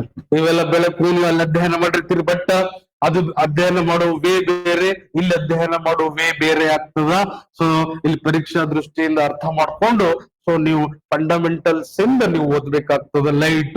ಲೈಟ್ ಅಂದ್ರೆ ಏನು, ಬೆಳಕು ಅಂದ್ರೆ ಏನು? ಈಗ ನಾನು ಕೇಳ್ತೀನಿ, ಏನಪ್ಪ ಬೆಳಕು ಅಂದ ತಕ್ಷಣ ಏನ್ರಿ ಬೆಳಕು? ಸರ್ ಬೆಳಕಿನಾಗ ಅದೀವಿ, ಅದೇ ಕಾಣಕತ್ತ ಸರ್, ಅದಕ್ಕೆ ಬೆಳಕು. ಅದೇ ಏನು? ಸೂರ್ಯನ ಕಿರಣದಿಂದ ಬರ್ತದೆ ಸರ್. ವೆರಿ ಗುಡ್, ಆಯ್ತು. ಬೆಳಕು ಅಂದ ತಕ್ಷಣ ಏನ್ ಬರ್ತಾರೆ? ಆಪ್ಟಿಕ್ಸ್ ಅಂದ ತಕ್ಷಣ ಏನು, ಯಾವ್ದ್ರ ಅಧ್ಯಯನ? ಆಪ್ಟಿಕ್ಸ್ ಒಂದ್ ಫಂಡಮೆಂಟಲ್ ಬ್ರಾಂಚ್ ಅಲ್ರಿ ಫಿಸಿಕ್ಸ್ದು. ಯಾವ್ದನ್ನ ಅಧ್ಯಯನ ಮಾಡಿದ್ರೆ ಆಪ್ಟಿಕ್ಸ್.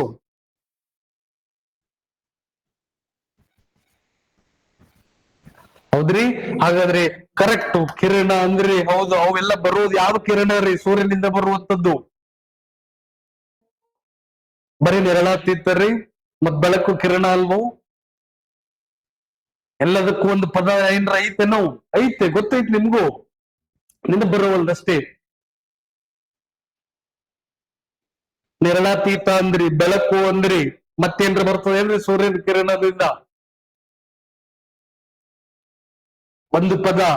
ಹಾಗಾದ್ರೆ ಅದೇ ಸೊ ನಿಮ್ಗೆಲ್ಲ ಗೊತ್ತಿರುವ ಮತ್ತೊಂದು ಚಿರಪರಿಚಿತ ಪದ ಎಲೆಕ್ಟ್ರೋ ಮ್ಯಾಗ್ನೆಟಿಕ್ ರೇಡಿಯೇಷನ್. ಗೊತ್ತೈತಿಲ್ರಿ?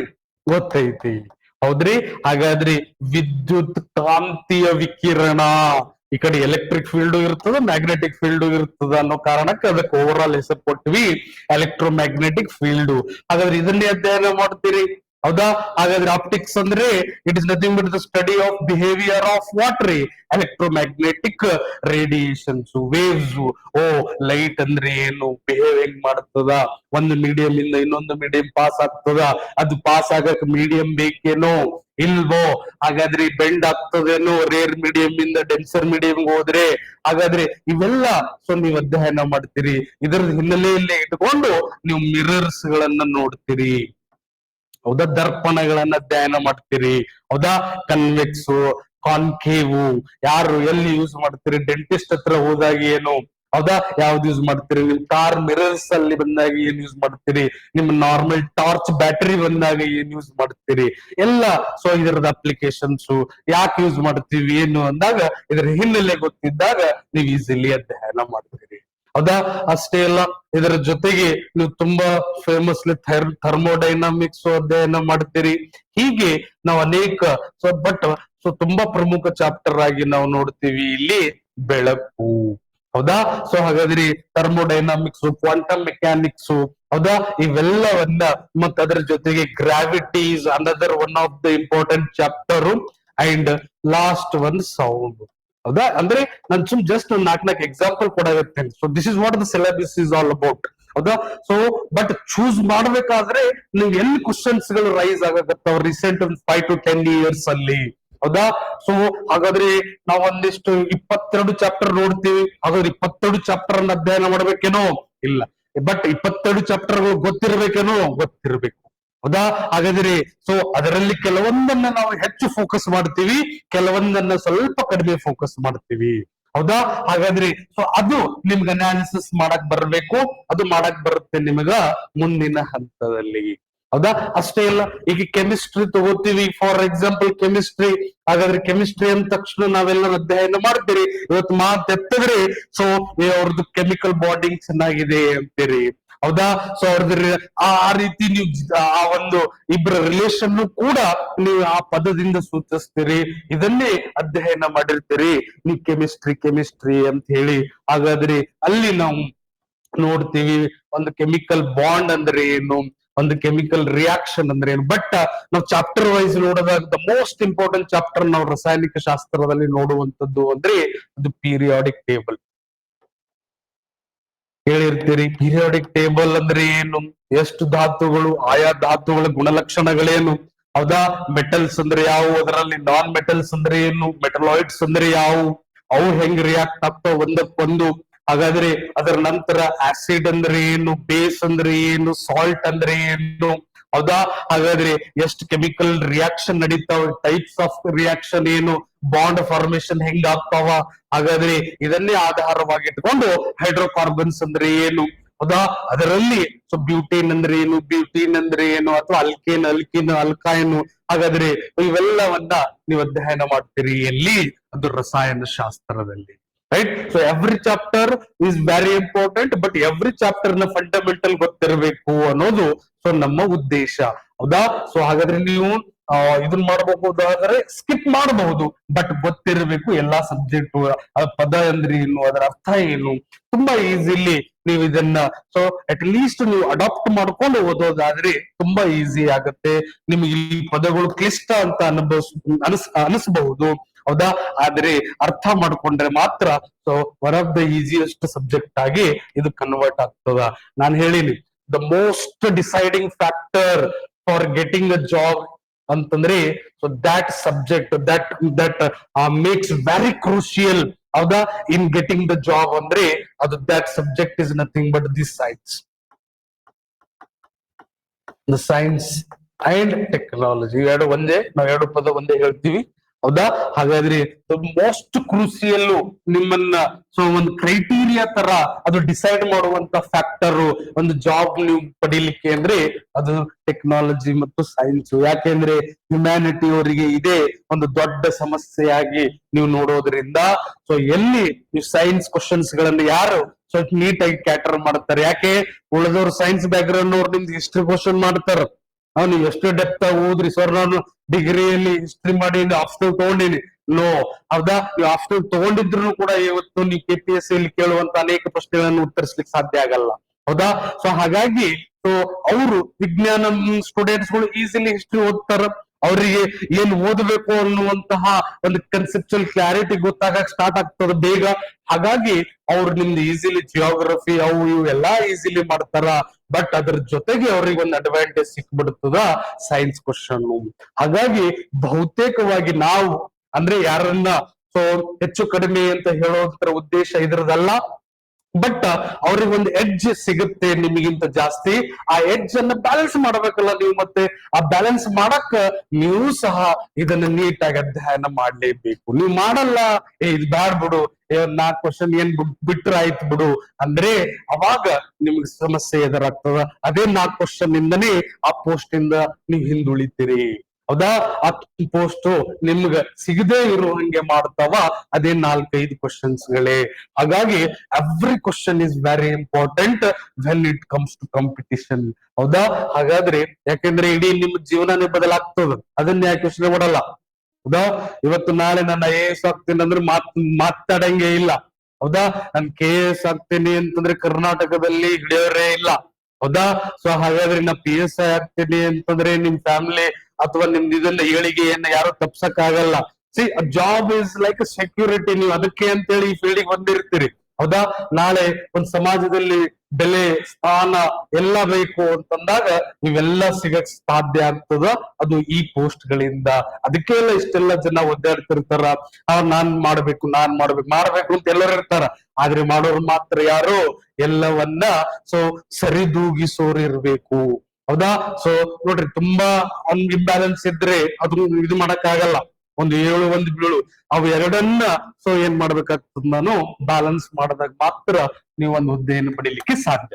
ಇರ್ಲಿ, ಹಾಗಾದ್ರೆ ಬಯಾಲಜಿ ಒಳಗೆ ಬರ್ರಿ, ಕೆಮಿಸ್ಟ್ರಿ ಆಯ್ತು, ಬಯಾಲಜಿ ಅಂದ್ರೆ ಅದರಲ್ಲಿ ರೀಪ್ರೊಡಕ್ಷನ್ ಸಿಸ್ಟಮ್ ಅಧ್ಯಯನ ಮಾಡ್ತೀರಿ, ಅಥವಾ ಜೆನೆಟಿಕ್ಸ್ ಅಂದ್ರೆ ಏನು ಅಂತ ಅಧ್ಯಯನ ಮಾಡ್ತೀರಿ, ಒಂದು ಲೈಫ್ ಇವಾಲ್ವ್ ಹೆಂಗಾಯ್ತು ಅಂತ ಅಧ್ಯಯನ ಮಾಡ್ತೀರಿ, ಸೆಲ್ ಅಂದ್ರೆ ಏನು, ಆ ಸೆಲ್ ಘಟಿಕಾಂಶಗಳೇನು, ಅದರ ಫಂಕ್ಷನ್ಸ್ ಏನು, ಒಂದು ಎನಿಮಲ್ ಸೆಲ್ಗೆ ಪ್ಲಾಂಟ್ ಸೆಲ್ಗೆ ಇರುವ ವ್ಯತ್ಯಾಸ ಏನು, ಒಂದಿಷ್ಟು ಬೇಸಿಕ್ಸ್. ಒಂದು ಎನಿಮಲ್ ಕಿಂಗ್ಡಮ್ ಅಲ್ಲಿ ಯಾವ್ಯಾವ ಜೀವಿಗಳು ಅದಾವ, ಪ್ಲಾಂಟ್ ಕಿಂಗ್ಡಮ್ ಅಂದ್ರೆ ಯಾವ್ಯಾವ ಜೀವಿಗಳು ಬರ್ತಾವ. ಹಾಗಾದ್ರೆ ಇವೆಲ್ಲವನ್ನ ನೀವು ಸಮಗ್ರವಾಗಿ ಅಧ್ಯಯನ ಮಾಡ್ತೀರಿ. ಅಲ್ಲಿನೂ ಕೂಡ ನೀವು ಕ್ರಿಸ್ಪ್ ಆಗಿ ಎಕ್ಸ್ಟ್ರಾಕ್ಟ್ ಮಾಡಿ ಅಧ್ಯಯನ ಮಾಡಬೇಕು. ಅದನ್ನೇ ನಾವು ಮುಂದಿನ ಹಂತದಲ್ಲಿ ನೀವು ಇಲ್ಲಿ ಕಲಿತೀರಿ. ಹೌದು, ಅಷ್ಟೇ ಇಲ್ಲ. ಅಂಡ್ ನಾವ್ ದ ಟೆಕ್ನಾಲಜಿ. ಹಾಗಾದ್ರೆ ಈ ಟೆಕ್ನಾಲಜಿಯ ಅರ್ಥ ಇವೆಲ್ಲ ಇದೆ ಅಂತ ಅಧ್ಯಯನ ಮಾಡಬೇಕು. ಫಾರ್ ಎಕ್ಸಾಂಪಲ್, ಟೆಕ್ನಾಲಜಿ ಅಂದ ತಕ್ಷಣ ಇವತ್ತು ಮಾತೆತ್ತಿದ್ರೆ ನೀವು ಸ್ಪೇಸ್ ಟೆಕ್ನಾಲಜಿ ಬಗ್ಗೆ ಮಾತಾಡ್ತೀರಿ. ಹೌದಾ? ಇವತ್ತು ಮಾತೆತ್ತಿದ್ರೆ ICT ಟೆಕ್ನಾಲಜಿ ಬಗ್ಗೆ ಮಾತಾಡ್ತೀರಿ. ಅದೇ ಮಾತೆತ್ತಿದ್ರೆ ಬಯೋಟೆಕ್ನಾಲಜಿ ಬಗ್ಗೆ ಮಾತಾಡ್ತೀರಿ. ಹೌದಾ? ಅದೇ ನಿಮ್ ಡಿಫೆನ್ಸ್ ಟೆಕ್ನಾಲಜಿ ಬಗ್ಗೆ ಮಾತಾಡ್ತೀರಿ. ಹಾಗಾದ್ರೆ ಇವೆಲ್ಲ ಏನು, ಹೇಗೆ, ಇದರ ಆಧಾರವಾಗಿ ಇವುಗಳನ್ನ ನಾವು ಏನ್ ಮಾಡೀವಿ, ಈ ಟೆಕ್ನಾಲಜಿಗಳನ್ನ ಡೆವಲಪ್ ಮಾಡ್ಕೊಂಡಿವಿ. ಅದರದ ಅಪ್ಲಿಕೇಶನ್ ಏನು, ಎಂತ ಎಲ್ಲವನ್ನ ನೀವು ಅಧ್ಯಯನ ಮಾಡ್ತೀರಿ ಈ ಟೆಕ್ನಾಲಜಿಯ ಅಡಿಯಲ್ಲಿ. ಹಾಗಾದ್ರೆ ಇಷ್ಟೆಲ್ಲ ಅಧ್ಯಯನ ಮಾಡಬೇಕು ನಾವು ನಮ್ಮ ವಿಜ್ಞಾನ ಮತ್ತು ತಂತ್ರಜ್ಞಾನದ ಅಡಿಯಲ್ಲಿ. ಹೌದು.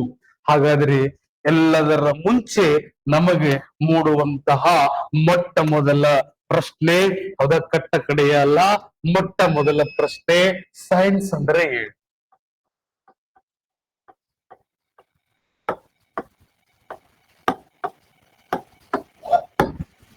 ಹಾಗಾದ್ರೆ ವಾಟ್ ಈಸ್ ಸೈನ್ಸ್? ವಿಜ್ಞಾನ ವಿಜ್ಞಾನ ವಿಜ್ಞಾನ ಅಂದ್ರೆ ಏನು? ಹಾಗಾದ್ರೆ ಸೊ ಅದನ್ನ ಸೊ ಒಂದ್ ಸ್ವಲ್ಪ ಸೊ ಇವೆಲ್ಲವನ್ನ ನಾವು ಅಧ್ಯಯನ ಮಾಡ್ತೀವಿ. ಅದು ಎಲ್ಲಿ ಅಂತ ನಾವು ನೋಡಿದಾಗ ಅದು ನಮ್ಮ ಸೆಷನ್ಸ್ ಗಳಲ್ಲಿ, ನಮ್ಮ ಮುಂದಿನ ಹಂತಗಳಲ್ಲಿ. ಹಾಗಾದ್ರೆ ಸೊ ಇಷ್ಟೆಲ್ಲ ಸಿಲೆಬಸ್ ಐತ್ ಸರ್, ಏನ್ ಓದ್ಬೇಕು ಅಂತ ಸೊ ಗೊತ್ತಾಗ್ತದೆ ಸರ್. ಆದ್ರೆ ಹೇಗೂ ನಾವು ಅಂತ ನಾ ಹೇಳಿದೀನಿ, ಮುಂದೇನು ಕೂಡ ನಾನು ಹೇಗೆ ಎಂತ, ಯಾಕಂದ್ರೆ ಎಲ್ಲವನ್ನು ನಾನೇ ಹೇಳೋದ್ರಿಂದ ಸೊ ನಿಮಗೆ ಪ್ರತಿಯೊಂದು ಹಂತದಲ್ಲಿ ಹೇಗ್ ಓದ್ಬೇಕು, ಏನ್ ಮಾಡ್ಬೇಕು, ಆಯಾ ಟಾಪಿಕ್ಸ್ ಗಳನ್ನ ಯಾವ್ದು ಪಿಕ್ ಮಾಡಬೇಕು, ಯಾವ್ದು ಇಲ್ಲ ಅನ್ನೋದನ್ನ ನಾವೆಲ್ಲಾನು ಕೂಡ ನಾವು ಮುಂದಿನ ಹಂತದಲ್ಲಿ ನಾವು ನೋಡೋಣ. ಹೌದಾ? ಹಾಗಾದ್ರೆ ಈಗ ರೆಫರೆನ್ಸ್ ಏನ್ ಸರ್? ಫಸ್ಟ್ ಸೈನ್ಸಿಗೆ ನಾನು ಆಮೇಲೆ ಬರ್ತೀನಿ, ಲಾಸ್ಟಿಗೆ ಕಟ್ಟ ಕಡೆಯದೇ ಪ್ರಶ್ನೆ ಅದಕ್ಕ. ಸೊ ನೋಡೋಣ ಆ ಪ್ರಶ್ನೆಯಾಗಿ. ಹಾಗಾದ್ರೆ ರೆಫರೆನ್ಸ್ ಏನ್ ಸರ್?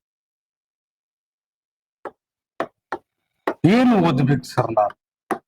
ಸೈನ್ಸ್ ಅಂತ ಬಂದಾಗ, ಹೌದಾ, ವಿಜ್ಞಾನ ಮತ್ತು ತಂತ್ರಜ್ಞಾನ ಅಂತ ಬಂದಾಗ ನಿಮಗೆ the foremost thing what you have to do is so just go through NCERT.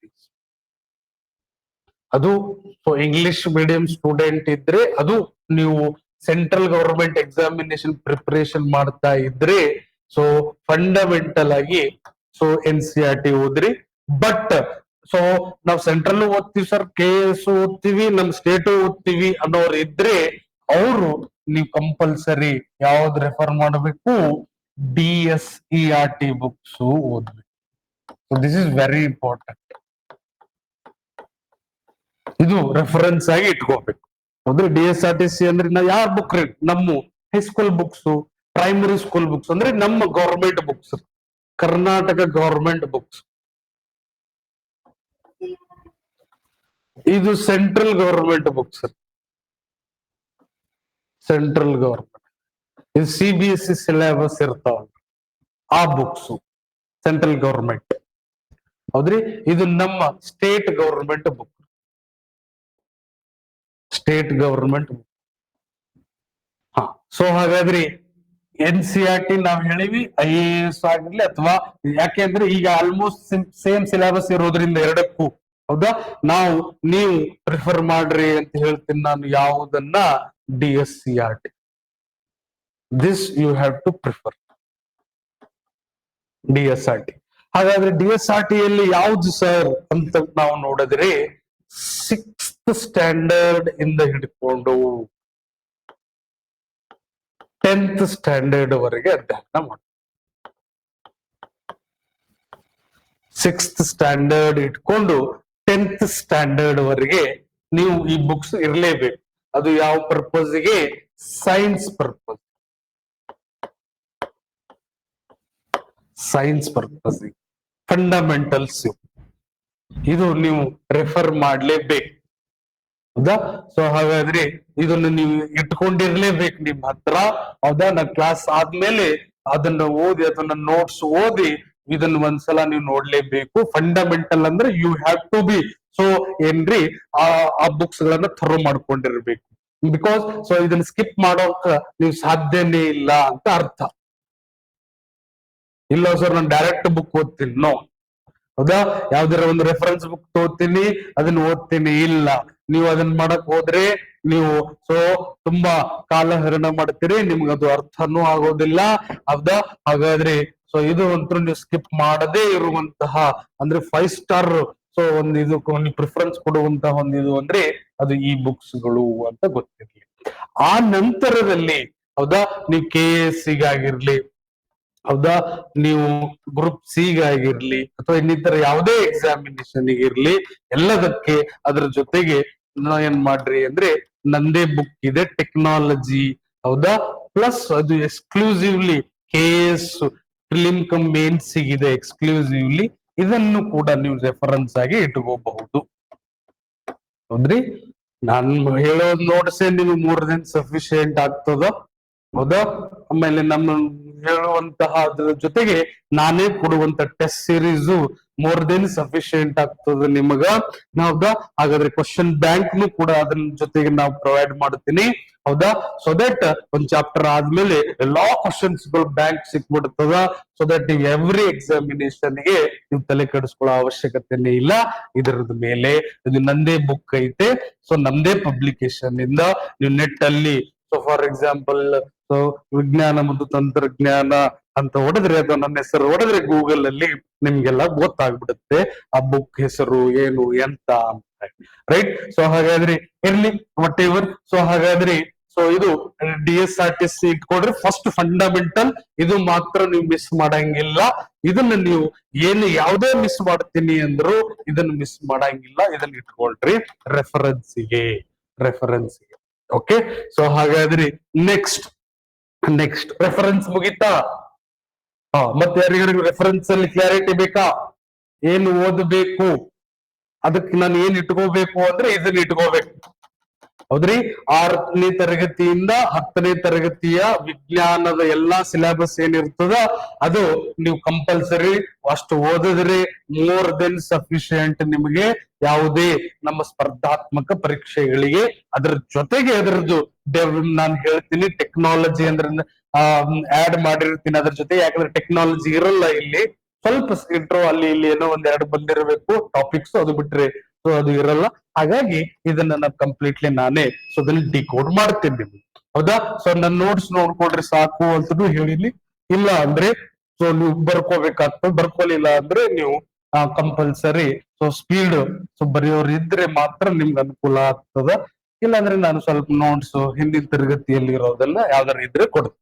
Okay, so this is all about reference. ಈಗ ಗೊತ್ತಾಯ್ತು ನಿಮ್ಗೆ ಏನು ಎಂತ ಏನು ಎಲ್ಲವನ್ನ ಸೊ ನಾವು ನೋಡಿದ್ವಿ ಸೈನ್ಸ್ ಅಂಡ್ ಟೆಕ್ನಾಲಜಿಯಲ್ಲಿ. ಅದಕ್ಕೆ ಪುನಃ ಪದೇ ಪದೇ ಅದೇ ಮಾತನ್ನ ನಾನು ಮೊದಲನೇ ಕ್ಲಾಸ್ ಅಲ್ಲಿ, ಇಂಟ್ರೋ ಕ್ಲಾಸ್ ಅಲ್ಲಿ ನಾನು ನಿಮಗೆ ಹೇಳ್ತಾ ಇದ್ದೀನಿ. ಏನು ಅಂತಂದ್ರೆ, ಸಿ ಡೋಂಟ್ ಫಿಯರ್. ಅಂದ್ರೆ especially so humanity back ground student ಯಾವ ಅಂಜಬೇಡ್ರಿ. ಸೊ ಸೈನ್ಸ್ ಅಂದ್ರೆ ಹೆದರಬೇಡ್ರಿ. ಅದೊಂದು ಪರ್ಸೆಪ್ಷನ್ ಐತೆ ಅನೇಕ ಹುಡುಗರಲ್ಲಿ. ಹೌದಾ? ಇದನ್ನ ಏನ್ ಮಾಡ್ತಾರ, ಇದನ್ನ ಯಾರು ಓದ್ತಾರ? ಹೌದಾ?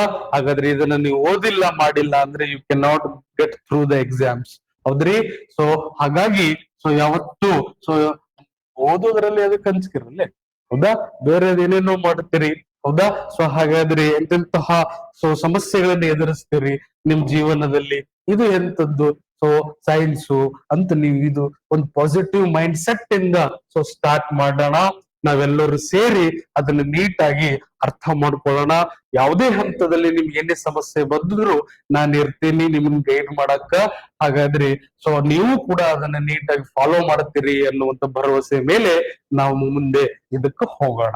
ಹೌದಾ? ಹಾಗಾದ್ರೆ ಇಷ್ಟು ಸೊ ನಿಮ್ಮ ಒಂದಿಷ್ಟು ಆಗು ಹೋಗುಗಳು ನಮ್ಮ ಸೊ ಇಂಟ್ರೋ ಕ್ಲಾಸ್ ಅಲ್ಲಿ. ಹೌದಾ? ಮತ್ತೇನಾದ್ರೂ ನಿಮ್ ಸಮಸ್ಯೆಗಳದಾವ ನೋಡ್ರಿ, ಇಲ್ಲಾಂದ್ರೆ ನಾನು ಇದಕ್ ಬರ್ತೀನಿ ನಾನು ಲಾಸ್ಟಿಗೆ. ಏನ್ರಿ ಸಮಸ್ಯೆಗಳದಾವೇನ್ರಿ? ಸರ್ 6th to 10th ವರೆಗೂ ಓದ್ಬೇಕಂತ ಹೇಳಿದ್ರಿ. ಅದ್ರಲ್ಲಿ ಯಾವ ತರ ಚಾಪ್ಟರ್ ಫುಲ್ ಓದಕ್ ಆಗಂಗಿಲ್ಲ ನಮ್ಗೆ. ಅಂದ್ರೆ ನೋಟ್ಸ್ ಮಾಡಿ ಓದ್ಕೋಬೇಕಾ ಅಥವಾ ಫುಲ್ ಯಾವ ತರ ಓದ್ಕೋಬೇಕು ಅನ್ನೋದನ್ನ ಚೂರು ಹೇಳ್ಕೊಡಿ ಸರ್. ಹೆಂಗ ಓದಬೇಕು? ಹಂಗೆ ಓದಬೇಕು. ಹಂಗೆ ಅಂದ್ರೆ ಹೆಂಗೆ ಸರ್? ಹಂಗಂದ್ರೆ ಹಿಂಗ್ರಿ. ಅಂದ್ರೆ 6th to 10th ವರ್ಗು ಅಂತ ಹೇಳಿದ್ರಿ ಸರ್. ಅವಾಗ ಫುಲ್ ಚಾಪ್ಟರ್ ನಮ್ಗೆ ಕಂಪ್ಲೀಟ್ ಆಗಿ ಓದಕ್ ಆಗಂಗಿಲ್ಲ. ಅದ್ರಲ್ಲ ನೋಟ್ಸ್ ಓದ್ಬೇಕಾ ಅಥವಾ ನೀವೇನಾದ್ರೂ ನೋಟ್ಸ್ ಮಾಡಿ ನಮ್ಗೆ ಕೊಡ್ತೀರಾ? ನಾನೇ ಮಾಡಿ ನಾನೇ ಬರೆದು ಬಿಡ್ತೀನಿ ಎಕ್ಸಾಮು. ಇಲ್ಲ, ಸುಮ್ನೆ ತಮಾಷೆ ಮಾಡ್ತಾ ಇದ್ದೀನಿ. Yes, I got your point. ಅಂದ್ರೆ ನಿಮ್ಗೆಲ್ಲ ಸಮಸ್ಯೆಗಳು ಇದೆ. ಸೊ ಹಾಗಾದ್ರೆ ನನ್ನ ಸೊ ಈಗಿನ ಉತ್ತರ ಹೌದಾ ನಿಮ್ಗೆ ಗೊತ್ತು ಏನು ಅಂತಂದ್ರೆ ಎಲ್ಲಿ ನೀವು ಎಡುತ್ತಾ ಇದೀರಿ ಅನ್ನೋದು ಗೊತ್ತು ನನಗೆ. ಬಟ್ ಸೊ ಜಸ್ಟ್ ಏನ್ ಮಾಡ್ರಿ ಅಂದ್ರೆ ಫಸ್ಟ್ ರೀಡ್ ಕಂಪ್ಲೀಟ್ ಮಾಡಿ. ಯಾವುದು ಈಗ ನಿಮ್ದು 6th ಇಂದ ಸ್ಟಾರ್ಟ್ ಮಾಡಿದ್ರಿ. ಹೌದಾ? ನೀವು ಏನ್ ಮಾಡ್ರಿ ಅಂದ್ರೆ 1 ರೀಡ್ ಕಂಪ್ಲೀಟ್ ಮಾಡ್ರಿ. 6th standard first read ಮುಗಿಸ್ರಿ. ಅದು ನಿಮಗೆ ಒಂದಿಷ್ಟು ತಲೆಯಲ್ಲಿ ಹೋಗಲ್ಲ. ಬಟ್ ಸೊ ಯಾವಾಗ ನಿಮಗೆ ಇದು ಅರ್ಥ ಆಗಕ್ ಸ್ಟಾರ್ಟ್ ಆಗ್ತದ, ಯಾಕಂದ್ರೆ ನಾವು ಇದನ್ನ ಯಾಕೆ ಓದಿಸ್ತಾ ಇದೀವಿ ಅಂದ್ರೆ ಅಟ್ ಲೀಸ್ಟ್ ವೊಕ್ಯಾಬುಲರಿ ಗೊತ್ತಾಗ್ಲಿ. ಹೌದ್ರಿ? ಸೊ ಹಾಗಾದ್ರಿ ನಿಮ್ಗೆ ವೆಕ್ಯಾಬುಲರಿ ಅನ್ನುವಂಥದ್ದು ಅಂದ್ರೆ ನಿಮ್ ಶಬ್ದ ಸೊ ಇವುಗಳು ಗೊತ್ತಾಗ್ಲಿ. ಆ ಪದ ಅಂದ್ರೆ ಏನು, ವಿಜ್ಞಾನದಲ್ಲಿ ಟಿಶ್ಯೂಗೆ ಏನಂತಾರೆ, ಹೌದಾ? ಸೊ ವಂಶವಾಹಿ ಅಂದ್ರೆ ಏನು, ಹೌದಾ? ಅನುವಂಶೀಯತೆ ಅಂದ್ರೆ ಏನು, ಯಾವ್ದಕ್ಕೆ ಏನು ಹೇಳ್ತೀವಿ, ಇಂಗ್ಲಿಷ್ ಅಲ್ಲಿ ಅಂದ್ರೆ ಏನು, ಕನ್ನಡದಲ್ಲಿ ಅಂದ್ರೆ ಏನು, ಅಟ್ ಲೀಸ್ಟ್ ಪದದ ಬಗ್ಗೆ ಅರ್ಥ ಆಗ್ಲಿ. ಅದಕ್ಕ ಫಸ್ಟ್ ರೀಡ್ ಈಸ್ ಇಂಪಾರ್ಟೆಂಟ್. ನಿಮ್ಗೆ ಅರ್ಥ ಆಗಲ್ಲ, ಐ ನೋ. ಹೌದಾ? ಸ್ಟಾರ್ಟಿಂಗ್ ಅಲ್ಲಿ ನಿಮ್ಗೆ ಪದ ಏನಾಗಲ್ಲ, ಏನ್ ಓದ್ತಾ ಇದೀರಿ ಅಂತ ಗೊತ್ತಾಗಲ್ಲ. ಓಕೆ, ಬಟ್ ನಿಮ್ಗೆ ಪದದ ಇದು ಗೊತ್ತಾಗಿರ್ಲಿ, ತಿಳುವಳಿಕೆ ಬರ್ಲಿ ಅನ್ನೋದಕ್ಕ ಫಸ್ಟ್ ರೀಡ್ ಮಾಡ್ರಿ. ಆ ಫಸ್ಟ್ ರೀಡ್ ಮಾಡದ ನಂತರ ಸೊ ನೀವು ನಾವು ಕ್ಲಾಸ್ ಕೇಳ್ರಿ, ಕ್ಲಾಸ್ ನೋಟ್ಸ್ ಮಾಡ್ಕೊಳ್ರಿ. ಆ ನೋಟ್ಸ್ ಮಾಡಿದ ನಂತರ ಪುನಃ ಓದ್ರಿ. So that will make the cycle complete. ಹೌದ್ರಿ? ಅವಾಗ ನೀವು ಥರೋಲಿ ಅದನ್ನ ಏನ್ ಮಾಡ್ತೀರಿ, ಅರ್ಥ ಮಾಡ್ಕೊಳಕ್ ಸೊ ನಿಮಗೆ ಒಂದು ಬೇಸ್ ಕ್ರಿಯೇಟ್ ಮಾಡ್ಕೊಡ್ತದ. ರೈಟ್? ಫಸ್ಟ್ ಒಂದ್ಸಲ ಓದ್ರಿ, ಆದ ನಂತರ ಕ್ಲಾಸ್ ನಾನು ಓದ್ ನಂತರ ನೋಟ್ಸ್ ಮಾಡ್ಕೊಂಡು ರಿವಿಷನ್ ಮಾಡಿ ಪುನಃ ಸೊ ನಾನು ಏನ್ ಮಾಡಿರ್ತೀನಿ ಆ ಚಾಪ್ಟರ್ ಅದನ್ನ ಪುನಃ ಅಲ್ಲಿ ಹೋಗಿ ಒಂದ್ಸಲ ಬ್ರಷ್ ಅಪ್ ಮಾಡ್ರಿ. ಅವಾಗ ಸೊ ನಿಮ್ಗೆ ಈಸಿಲಿ ಅರ್ಥ ಆಗಿರ್ತದ, ಒಂದ್ ಪರ್ಫೆಕ್ಷನ್ ಕ್ಲಾರಿಟಿ ಬರ್ತದ.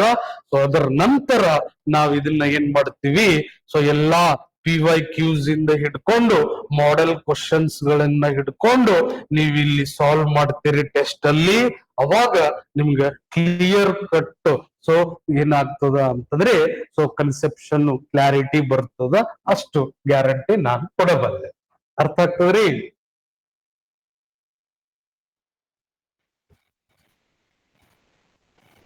S or no? Yes sir. ಹೌದ್ರಿ. ನೆಕ್ಸ್ಟ್ ಸೊ ಇಷ್ಟು ಅಟ್ ಲೀಸ್ಟ್ ಸೊ ನಿಮ್ಮ ಸೊ ಏನ್ರಿ ಸೊ ಸೈಕಲ್. ಮತ್ತೆ ಇದು ಬಿಟ್ಟು ಬೇರೆ ಸಮಸ್ಯೆ? ಇಲ್ಲ ಸರ್. ಹಾ, ಸೊ ಹಾಗಾದ್ರಿ ಈಗ ನನ್ನ ಸಮಸ್ಯೆ ಏನು ಅಂದ್ರೆ ಸೊ ಸೈನ್ಸ್ ಅಂದ್ರೆ ಏನು ನಾವ್ ಹೇಳಿದ್ವಿ. ಈಗ ಕೊನೆಯದಾಗಿ ನಮ್ಮ ಹತ್ರ ಉಳಿದಿರುವಂತಹ ಕಟ್ಟ ಕಡೆಯ ಪ್ರಶ್ನೆ ವಿಜ್ಞಾನ ಎಂದರೇನು ಹೇಳಿದ್ವಿ. ಇಷ್ಟೆಲ್ಲ ಹಿಂಗ್ ಮಾಡ್ಬೇಕು ಹಂಗ್ ಮಾಡ್ಬೇಕು, ಇಷ್ಟ ಇದು ಐತೆ ಅದು ಐತೆ, ಆದ್ರೆ ಅಲ್ಟಿಮೇಟ್ಲಿ ವಿಜ್ಞಾನ ಅಂದ್ರೇನು ಅಂತಾರ ಅಟ್ಲೀಸ್ಟ್ ಇವತ್ತು ಗೊತ್ತಾಗ್ಲಿ. ಓಕೆ ಹೇಳ್ರಿ, ಏನು ವಿಜ್ಞಾನ? ನಾವ್ ನೈಸರ್ಗಿಕ ಮತ್ತು ಸಾಮಾಜಿಕ ಬಗ್ಗೆ ತಿಳ್ಕೊಳ್ಳೋದು. ಯಾವ್ದರ ಬಗ್ಗೆ ತಿಳ್ಕೊಳ್ಳೋದ್ರಿ? ಸಮಾಜದ ನೈಸರ್ಗಿಕ ಮತ್ತು ಸಾಮಾಜಿಕ. ನೈಸರ್ಗಿಕ ಮತ್ತು ಸಾಮಾಜಿಕ ಏನು? ಅನ್ವೇಷಣೆ ಮತ್ತು ಅನ್ವಯ. ಅನ್ವೇಷಣೆ, ಬರೀ ಅನ್ವೇಷಣೆ ಮಾಡ್ಕೊಂತ ಕುಂದ್ರೋದು ಅದು ನಿಮ್ಮ ವಿಜ್ಞಾನ ರೀ? ಅಂದ್ರೆ ಇನ್ವೆನ್ಷನ್ ಮಾಡ್ತಾ ಹೋಗೋದು ಅದೇ ನಮ್ ಸೈನ್ಸ್ ಅಂದ್ರಿ?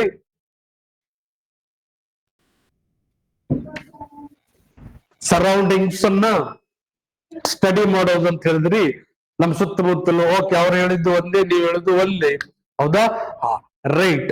ಸೊ ಹಾಗಾದ್ರೆ ಸಿ ಸೊ ವಿಜ್ಞಾನ ವಿಜ್ಞಾನ ವಿಜ್ಞಾನ ಅಂತಂದ್ರೆ it is nothing but C ನೀವು ಸಿಸ್ಟಮೆಟಿಕಲಿ ನಿಮ್ಮ ವರ್ಲ್ಡ್ ಅನ್ನ ಅಧ್ಯಯನ ಮಾಡ್ತೀರಿ, ಹೌದಾ? ಸಿಸ್ಟಮೆಟಿಕಲಿ ಇದು ನಿಮ್ಮ ಯೂನಿವರ್ಸ್ ವರ್ಲ್ಡ್ ಅಂತ ನೀವು ಅನ್ಕೊಂಡ್ರೆ, ಹೌದಾ? ಈ ವರ್ಲ್ಡ್ ಅನ್ನ ಎರಡು ಕಾಂಪೋನೆಂಟ್ ಅನ್ನ ಸ್ಟಡಿ ಮಾಡ್ತೀರಿ, ಹೌದಾ? ಅದು ನಿಮ್ದು ಫಿಸಿಕಲ್ ವರ್ಲ್ಡ್ ನ ರೂಪದಲ್ಲಿ ಇರ್ಲಿ, ಅವ್ರು ಹೇಳಿದ ಹಾಗೆ, ಹೌದಾ? ಅದು ನ್ಯಾಚುರಲ್ ವರ್ಲ್ಡ್ ಅನ್ನ ಇರ್ಲಿ. ಅಂದ್ರಿ ಇದರಲ್ಲಿ ಸೋಷಿಯಲ್ ಬಂತು, ನಿಮ್ ಸೋಷಿಯಲ್ ಎನ್ವೈರನ್ಮೆಂಟ್ ಬಂತು, ಹೌದಾ? ಹಾಗಾದ್ರೆ ಸೊ ಹೀಗೆ ಎಂಟೈರ್ ಯೂನಿವರ್ಸ್ ನ ಫಿಸಿಕಲ್ ಕ್ಯಾರೆಕ್ಟರ್ ಅನ್ನ, ಎಂಟೈರ್ ಯೂನಿವರ್ಸ್ ನ ಅಥವಾ ವರ್ಲ್ಡ್ ನ ನ್ಯಾಚುರಲ್ ಕ್ಯಾರೆಕ್ಟರ್ ಅನ್ನ ನೀವು ಸಿಸ್ಟಮೆಟಿಕಲಿ ಸ್ಟಡಿ ಮಾಡ್ತೀರಿ. ಅದು ಯಾವುದರ ಮೂಲಕ ಅಂದ್ರೆ ಅಬ್ಸರ್ವೇಷನ್ ಮಾಡೋದರ ಮೂಲಕ, ಹೌದಾ? ಯಾವುದರ ಮೂಲಕ? ಎಕ್ಸ್ಪಿರಿಮೆಂಟ್ ಗಳನ್ನ ಮಾಡುವ ಮೂಲಕ, ಹೌದಾ? ಹಾಗಾದ್ರೆ ಇವೆಲ್ಲವನ್ನ ಮಾಡುವ ಮೂಲಕ ನೀವ್ ಏನ್ ಮಾಡಕ್ ಸ್ಟಾರ್ಟ್ ಮಾಡ್ತೀರಿ ಅಂದ್ರೆ, ಓ ಇದು ಏನು ಅದು ಏನು, ನಮ್ಮ ವಿಶ್ವದ ಗುಣಲಕ್ಷಣ ಏನು, ಅದ ಭೌತಿಕ ಜಗತ್ತು ಅಂದ್ರೆ ಏನು, ಅದರ ಭಾಗಗಳೇನು, ಹಾಗಾದ್ರೆ ಅದರ ಗುಣಲಕ್ಷಣಗಳೇನು, ಅದರ ಸ್ಟ್ರಕ್ಚರ್ ಏನು, ಹೌದಾ? ಅದರ ರಚನೆ ಅಂದ್ರೆ ಏನು, ಅದರ ಬಿಹೇವಿಯರ್ ಅಂದ್ರೆ ಏನು, ಹೌದಾ? ಇವೆಲ್ಲವನ್ನ ತಿಳ್ಕೊಳಕ್ ಪ್ರಯತ್ನ ಪಡ್ತೀವಿ. ಅದು ಯಾವುದರ ಮೂಲಕ? ವೀಕ್ಷಣೆ ಮಾಡುವ ಮೂಲಕ, ಹೌದಾ? ಅದನ್ನ ಅರ್ಥೈಸ್ಕೊಳ್ಳುವ ಪ್ರಯತ್ನ ಮಾಡ್ತೀವಿ ವಿವಿಧ ಪ್ರಯೋಗಗಳನ್ನ ನಡೆಸುವ ಮೂಲಕ, ಎಕ್ಸ್ಪಿರಿಮೆಂಟ್ಸ್ ಗಳನ್ನ ಮಾಡುವ ಮೂಲಕ. ಹಾಗಾದ್ರೆ ಇವೆಲ್ಲವನ್ನ ನಾವು ಮಾಡುವಂತಹ ಪ್ರೋಸೆಸ್ಗೆ ನೀವು ಇವತ್ತು ಕರೆಯುವ ಸಿಂಪಲ್ ವರ್ಡೇ ಏನ್ರಿ? ಸೈನ್ಸು ಸೈನ್ಸು ಸೈನ್ಸು ಅಂತ ನೀವು ಕರಿತೀರಿ. ಹಾಗಾದ್ರೆ ಸಿಂಪಲ್ ಆಗಿ ಸೈನ್ಸ್ ಅಂದ್ರೆ ಏನ್ ಸರ್ ಅಂತ ನಾವು ಕೇಳಿದ್ರೆ, ಸೈನ್ಸ್ ಅಂದ್ರೆ nothing but knowledge, gaining the knowledge, ಹೌದ್ರಿ? ಹಾಗಾದ್ರೆ ವಿಜ್ಞಾನ ಅಂದ್ರೆ ನಮ್ಮ ಸುತ್ತಮುತ್ತಲಿನ ಯಾವುದೇ ಜಗತ್ತಿನ ಬಗ್ಗೆ ನೀವೇನ್ ಮಾಡೋದು? ಜ್ಞಾನವನ್ನ ಕಲೆ ಹಾಕೋದು, ಜ್ಞಾನವನ್ನ ಸಂಪಾದನೆ ಮಾಡೋದು. ಹಾಗಾದ್ರೆ ಆ ಸಂಪಾದನೆ ನೀವು ಯಾವುದರ ಮೂಲಕ ಮಾಡ್ತೀರಿ? ಅಬ್ಸರ್ವೇಷನ್ ನ ಮೂಲಕ, ಎಕ್ಸ್ಪೆರಿಮೆಂಟ್ಸ್ ಗಳನ್ನ ಕ್ಯಾರಿ ಮಾಡೋದರ ಮೂಲಕ. ಇವೆಲ್ಲವನ್ನ ಮಾಡಿ ಏನ್ ಸೊ ಅದರ ಬಗ್ಗೆ ತಿಳಿತೀರಿ. ಅವುಗಳ ಸ್ಟ್ರಕ್ಚರ್ ಅಂದ್ರೆ ಏನು, ಅವುಗಳ ಸಂರಚನೆಗಳೇನು, ಅವುಗಳ ಬಿಹೇವಿಯರ್ ಏನು, ಅನ್ನೋದನ್ನ ನಾವೆಲ್ಲರೂ ಏನ್ ಮಾಡ್ತೀವಿ, ಅದನ್ನ ಅರ್ಥೈಸ್ಕೊಳ್ಳುವ ಪ್ರಯತ್ನ ಮಾಡ್ತೀವಿ. ಹಾಗಾದ್ರೆ ಅದೇ ನಿಮ್ಮ ವಿಜ್ಞಾನ ಅಂತ ಕರೆಯಲ್ಪಡ್ತದ. ಹಾಗಾದ್ರೆ ಅಟ್ ಲೀಸ್ಟ್ ಒಂದು ನಾಲೆಜ್ ಈ ಸದ್ಯದ ಮಟ್ಟಕ್ಕೆ ಗೊತ್ತಿರ್ಲಿ ಅಂತ ಅಂದ್ರೆ, ವಿಜ್ಞಾನ ಎಂದರೆ ಅದೊಂದು ವ್ಯವಸ್ಥಿತ ಅಧ್ಯಯನ. ಯಾವುದರದು ಅಂತ ಕೇಳಿದ್ರೆ, ಅದು ಭೌತಿಕ ಇರ್ಲಿ, ಅದು ಸಾಮಾಜಿಕ ಇರ್ಲಿ, ಆ ಜಗತ್ತಿನ ಎಲ್ಲಾ ಘಟಿಕಾಂಶಗಳ ಅಧ್ಯಯನ ಅದು. ಸೊ ಪರ್ಟಿಕ್ಯುಲರ್ಲಿ ಅವುಗಳಲ್ಲಿ ಯಾವುದನ್ನ ಅಧ್ಯಯನ ಮಾಡ್ತೀರಿ ಅಂದ್ರೆ, ಆ ಘಟಿಕಾಂಶಗಳ ರಚನೆ ಎಂದರೆ ಏನು, ಆ ಘಟಿಕಾಂಶಗಳ ಗುಣಲಕ್ಷಣ ಅಂದ್ರೆ ಏನು, ಹೌದಾ? ಹಾಗಾದ್ರೆ ಅದನ್ನ ಯಾವುದರ ಮೂಲಕ, ಇವುಗಳ ಮೂಲಕ ಮಾಡ್ತಾ ಹೋಗ್ತೀರಿ. ಹಾಗಾದ್ರೆ ಅದೇ ಸೈನ್ಸು ಅಂತ ಹೇಳಿದ್ರಿ. ಸೊ ಹಾಗಾದ್ರೆ ಅದೇ ಕಾರಣಕ್ಕೋಸ್ಕರ ಆಕ್ಚುಲಿ ದ ವರ್ಡ್ ಸೈನ್ಸ್ ಮೂಲತಃ ಯಾವ ಭಾಷೆಯ ಪದ ಅಂದ್ರೆ, ಅದು ಲ್ಯಾಟಿನ್ ಭಾಷೆಯ ಮೂಲ ಪದದಿಂದ ಬಂದಿರುವಂತದ್ದು. ಹಾಗಾದ್ರೆ ಯಾವ ಭಾಷೆ ಸರ್ ಅಂತ ನಾವು ನೋಡಿದ್ರೆ, ಅದೇ ಸೈಂಟಿಯಾ ಅನ್ನುವಂತಹ ಒಂದು ಪದದಿಂದ ಬಂದಿರೋದು, ಅಥವಾ ಸಿಂಟಿಯಾ ಅನ್ನುವಂತ ಪದದಿಂದ ಬಂದಿರುವ ಪದ. ಹಾಗಾದ್ರೆ ಇವತ್ತು ಅಟ್ ಲೀಸ್ಟ್ ಒಂದು ಪಾಯಿಂಟರ್ ನಿಮ್ಗೆ ಗೊತ್ತಿರ್ಲಿ, the word science has come from a Latin word called Scientia. The word science has came from a Latin word called Scientia. ಹೌದ್ರಿ? which means knowledge.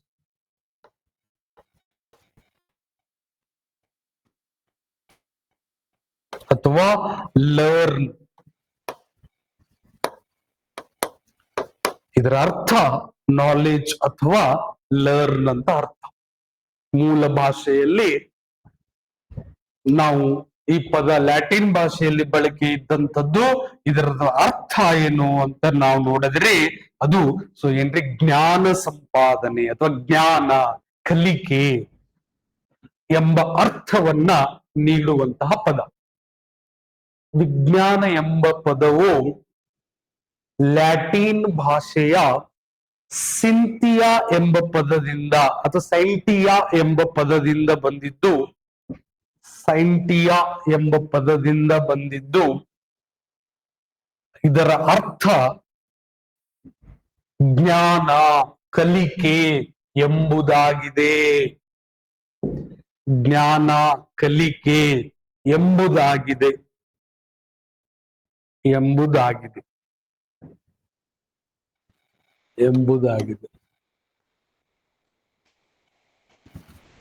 ಜ್ಞಾನ ಅಥವಾ ಕಲಿಕೆ ಎಂಬುದಾಗಿದೆ. ಹಾಗಾದ್ರೆ ಡೆಫಿನಿಷನ್ ಏನು? ಡೆಫಿನಿಷನ್ ಹೇಳಿರಿ. ಏನು? ಭೌತಿಕ ಮತ್ತು ನೈಸರ್ಗಿಕ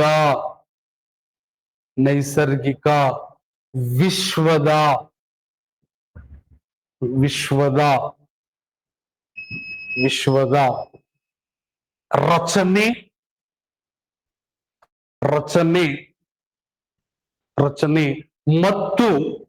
ಮತ್ತು ಅದರ ಗುಣಲಕ್ಷಣಗಳನ್ನು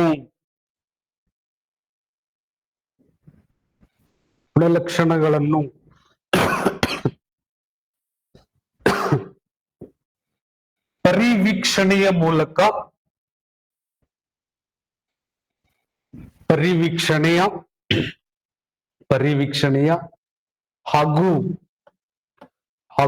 ಪರೀಕ್ಷಾರ್ಥ ಪ್ರಯೋಗಗಳ ಮೂಲಕ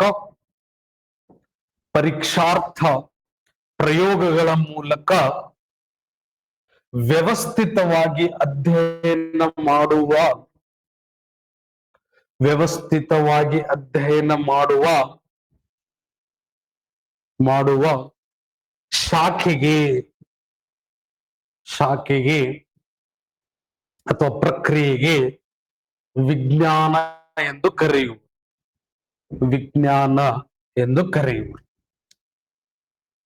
The systematic study of structure and behavior of physical and natural world through through observation and experimentation is called as science. The systematic study of structure and behavior of physical and natural world through observation and experimentation is called as science. Is called as science. So ಹಾಗಾದ್ರೆ so ಈಗ ನಾನು ಏನಿದೆ ಅಂದ್ರೆ ನಮ್ಮ ಸುತ್ತಮುತ್ತಲಿನ ಯಾವುದೇ ನೀವು physical world ನ ಮ್ಯಾಟರ್ ತಗೊಳ್ರಿ, ಹಾಗಾದ್ರೆ ಒಂದು ವೇವ್ ಇದೆ ನೀರಿನಲ್ಲಿ ಅಂತ ನೀವು ಅನ್ಕೊಂಡ್ರಿ. ಸೊ ಬೆಳಕಿದೆ ಅಂತ ಅನ್ಕೊಂಡ್ರೆ ಬೆಳಕಿನ ಸ್ಟ್ರಕ್ಚರ್ ಏನು, ಬೆಳಕಿನ ಬಿಹೇವಿಯರ್ ಏನು ಅಂತ ನೀವು ಅಧ್ಯಯನ ಮಾಡಿದ್ರೆ ಅದೇ ಸೈನ್ಸು. ಹೌದ್ರಿ? ಸೊ ಹಾಗಾದ್ರೆ ಬರೀ ಬೆಳಕು ಅಂತಲ್ಲ, ಯಾವುದೇ ಮ್ಯಾಟರ್ ತಗೊಳ್ರಿ ಅಂತ ಹೇಳಿ ನಾನು ವಿಶ್ವದಲ್ಲಿ ಅಥವಾ ಇಡೀ ನಿಮ್ಮ ಫಿಸಿಕಲ್ ವರ್ಲ್ಡ್ ಅಲ್ಲಿ, ಹಾಗಾದ್ರೆ ಆ ಫಿಸಿಕಲ್ ವರ್ಲ್ಡ್ ಅಲ್ಲಿ ಅಥವಾ ನ್ಯಾಚುರಲ್ ವರ್ಲ್ಡ್ ಏನೇ ಇರ್ಲಿ ಅದನ್ನೆಲ್ಲ ನೀವು ಸೊ ಏನ್ ಮಾಡಿದ್ರೆ ಸೊ ಅದರ ನಾಲೆಜ್ ಅನ್ನ ಗೇನ್ ಮಾಡಕ್ ಹೋದ್ರೆ ಸೊ ಇವೆಲ್ಲದರ ಮೂಲಕ ಅದೇ ವಿಜ್ಞಾನ ವಿಜ್ಞಾನ ವಿಜ್ಞಾನ. ಹಾಗಾದ್ರೆ ಮೂಡುವಂತಹ ಮತ್ತೊಂದು ಕೊನೆಯ ಪ್ರಶ್ನೆ, ಯಾರನ್ನ ವಿಜ್ಞಾನದ ಪಿತಾಮಹ ಎಂದು ಕರೆಯುವರು? ಇಡೀ ವಿಶ್ವದಲ್ಲಿ ವಿಜ್ಞಾನದ ಪಿತಾಮಹ ಎಂದರೆ ಯಾರು? Who is called as the father of ಏನ್ರಿ ಸೈನ್ಸ್ ಅಂತ ಕೇಳಿದ್ರೆ ಯಾರು? ಹೋಗ್ಲಿ, ಹಿಂಗ್ ಉಲ್ಟಾ ಬರುತ್ತೀನಿ ನಾವು. ನಮ್ಮ ಇಡೀ ಸೌರಮಂಡಲದಲ್ಲಿ ಹೌದಾ ಎಷ್ಟು ಗ್ರಹಗಳದಾವ್ರಿ? 8 ಗ್ರಹಗಳು. ಒಂದು ಹೊರಗಿಟ್ಟಿರಿ, ಹೌದಾ, ಪ್ಲೇಟೋವನ್ನ ತೆಗೆದು ಹಾಕಿರ್ರಿ. ಹಾಗಾದ್ರೆ 8. ಆ 8ರಲ್ಲಿ ಸೊ ನಾವು ನೋಡುವಂತಹ ಅತ್ಯಂತ ದೈತ್ಯ ಗ್ರಹ ಅಂತ ಯಾರನ್ನ ಕರಿತೀರಿ? ದೊಡ್ಡ ಗ್ರಹ ಭೂಮಿ ರೀ, ಗುರು. ಹೌದ್ರಿ? ಹೌದಾ? ಹಾಗಾದ್ರಿ ಸೊ ನಿಮ್ ಟೆರೆಸ್ಟ್ರಿಯಲ್ ಪ್ಲಾನೆಟ್, ಹಾಗಾದ್ರಿ ಸೊ ನಿಮ್ ಗ್ಯಾಸಿಯಸ್ ಪ್ಲಾನೆಟ್, ಇನ್ನರು ಔಟರ್ ಅಂತ ಕರೆದಿರಿ. ಹೌದೋ ಇಲ್ಲೋ? ಆಯ್ತು, ಮುಂದೆ ನೀವು ಅಧ್ಯಯನ ಮಾಡುವಂತ್ರಿ ಸೌರಮಂಡಲದಲ್ಲಿ. ಹೌದಾ? ಹಾಗಾದ್ರೆ ಇನ್ನರ್ ಪ್ಲಾನೆಟ್ ಅಂದ್ರೆ ಸೊ ನಿಮ್ಮ ಮಂಗಳನ ಹೊರಗೆ ಬರುವ 4, ಅದರ ಹೊರಗಡೆ ಇರುವಂತವು ಏನಂತ ಕರೀತೀರಿ? Outer planets.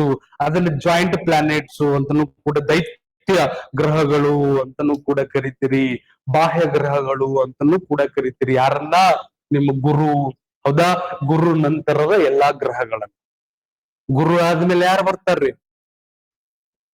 ಶುಕ್ರ. ಶುಕ್ರ ಆದ್ಮೇಲೆ ಶನಿ. ಹೌದ್ರಿ? ಗುರು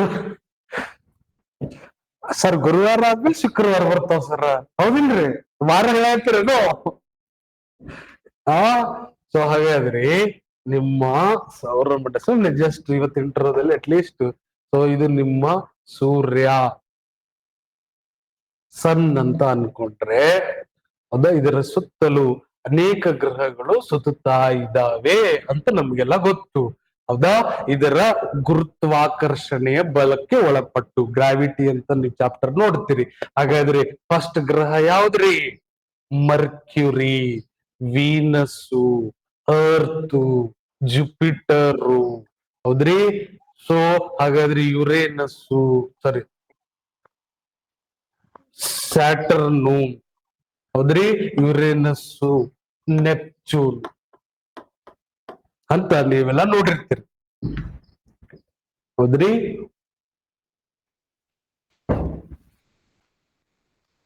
ಅಥವಾ ಕನ್ನಡದಲ್ಲಿ.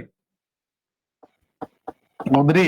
ಸೊ ಹಾಗಾದ್ರಿ ಇದು ಮರ್ಕ್ಯುರಿ ಅಂದ್ರೆ ಬುಧ ಗ್ರಹ, ವೀನಸ್ಸು ಶುಕ್ರ, ಅರ್ತ್ ಭೂಮಿ, ಹೌದಾ, ಗುರು ಗ್ರಹ, ಶನಿ ಗ್ರಹ, ಯುರೇನಸ್ಸು, ನೆಪ್ಚೂನು ಅಂತ ನಿಮ್ಗೆಲ್ಲ ಗೊತ್ತಿರುವಂತದ್ದು ಎಲ್ಲರಿಗೂ ಗೊತ್ತು. ಲಾಸ್ಟ್ ಇತ್ತು ಅದು ಪ್ಲೇಟೋ ಅಲ್ಲ, ಅದು ಒಂದು ಡ್ವಾರ್ಫ್ ಪ್ಲಾನೆಟ್ ಅಂತ ಅದನ್ನು ತೆಗೆದು ಹಾಕಿದ್ರಿ ಅಂತ ಹೇಳಿದ್ರಿ 2006ರಲ್ಲಿ. ಸೊ ಹಾಗಾದ್ರೆ ಇದು ಸೊ ಹಾಗಾದ್ರೆ ನಿಮ್ಮ ಗ್ರಹಗಳು. ಹಾಗಾದ್ರೆ ನಾನೇನ್ ಮಾತಾಡಕತ್ತಿದ್ದೆ ಆಗ್ಲೇ ಅಂದ್ರೆ ಇದರಲ್ಲಿ ಇವು 4 ಅದಾವಲ್ರಿ, ಇವುಗಳನ್ನ ನಾವೇನಂತ ಕರಿತೀವಿ ಅಂತಂದ್ರೆ, ಇಲ್ಲಿ ಮಾರ್ಕ್ಸ್ ಬಿಟ್ರಲ್ಲ, ಸಾರಿ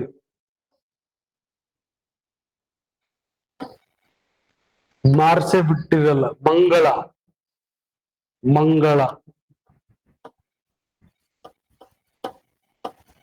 ಮಂಗಳ ಓಕೆ. ಹಾಗಾದ್ರೆ ಇವು ಮೊದಲ ನಾಲ್ಕನ್ನ ಸೇರಿ ಇನ್ನರ್ ಪ್ಲಾನೆಟ್ ಅಂತ ಕರಿತೀರಿ ಅಂತ ಹೇಳಿದೆ ಆಗ್ಲೇ.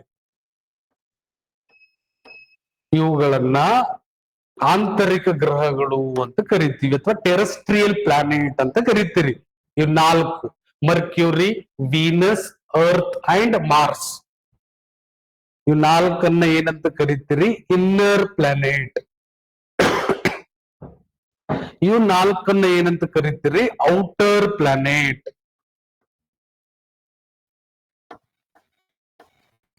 ಹೌದಾ?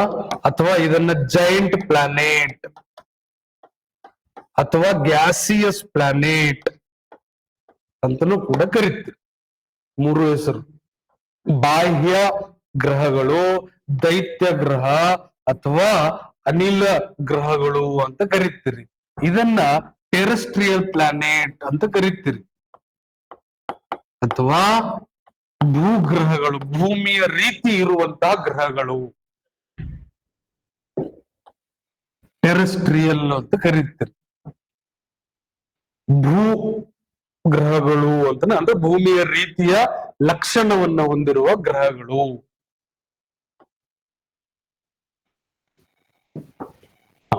ಈಗ ಇದರಲ್ಲಿ ಇದನ್ನೆಲ್ಲ ಏನಕ್ಕೆ ಬಂತು ನಮ್ಗೆ ಸಡನ್ಲಿ ಅಂತ ಅಂದ್ರೆ, ಸೊ ಹಾಗಾದ್ರೆ ಈಗ ಸೊ ನಾವು ಯಾವ್ದರ ಹಿನ್ನೆಲೆಯಲ್ಲಿ ಇದಕ್ ಬಂದ್ವಿ ಅಂದ್ರೆ ಪಿತಾಮಹ ಯಾರು ಅಂತ ನಾವು ಹೇಳಿದ್ವಿ.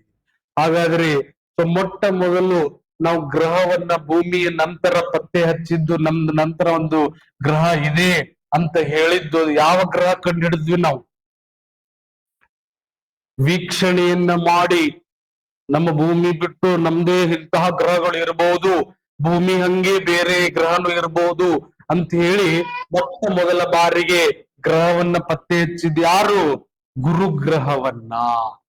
ಹೌದ್ರಿ? ಮೊಟ್ಟ ಮೊದಲ ಬಾರಿಗೆ ಗುರುಗ್ರಹವನ್ನ ಪತ್ತೆ ಹಚ್ಚಿದ್ರು. ಹಾಗಾದ್ರೆ ಈಗ ಹೇಳ್ರಿ, ಸೊ ಗುರುಗ್ರಹವನ್ನ ಪತ್ತೆ ಹಚ್ಚಿದ ವಿಜ್ಞಾನಿ ಯಾರು? ಅವರೇ ವಿಜ್ಞಾನದ ಪಿತಾಮಹ. ಈಗಲೂ ನಿನಗೆ ಬರ್ಲಿಲ್ಲ? Very good. ಹಾಗಾದ್ರೆ ಗೆಲೀಲಿಯೋ ತಮ್ಮದೇ ಆದಂತಹ ದೂರದರ್ಶಕ, ಇಂಪ್ರೂವ್ಡ್ ವರ್ಷನ್ ಆಫ್ ದೂರದರ್ಶಕ ಟೆಲಿಸ್ಕೋಪ್ ಅನ್ನ ಮೂಲಕ ಏನ್ ಮಾಡಿದ್ರು ಅಂದ್ರೆ ಒಂದು ಕುತೂಹಲದಿಂದ ಸೊ ನಮ್ಮ ಭೂಮಿಯ ಹೊರಗೆ ಏನ್ ಇರಬಹುದು ಅನ್ನುವಂಥದ್ದನ್ನ ಮೊಟ್ಟ ಮೊದಲ ಬಾರಿಗೆ ಒಂದು ವೈಜ್ಞಾನಿಕ ನೆಲೆಗಟ್ಟಿನಲ್ಲಿ ಸೊ ಪ್ರಶ್ನಿಸುವಂತಹ ಪ್ರಯತ್ನ ಮಾಡದಂತಹ ವಿಶ್ವದ ಒಂದು ಮುಂಚೂಣಿಯಲ್ಲಿನ ವ್ಯಕ್ತಿ ಅಂದ್ರೆ ಅದು ನಮ್ಮ ಗೆಲೀಲಿಯೋ. ಹಾಗಾಗಿ ಗೆಲೀಲಿಯೋ ಅವರನ್ನ ವಿಜ್ಞಾನದ ಪಿತಾಮಹ ಅಂತ ಕರಿತೀವಿ. ಹೌದ್ರಿ?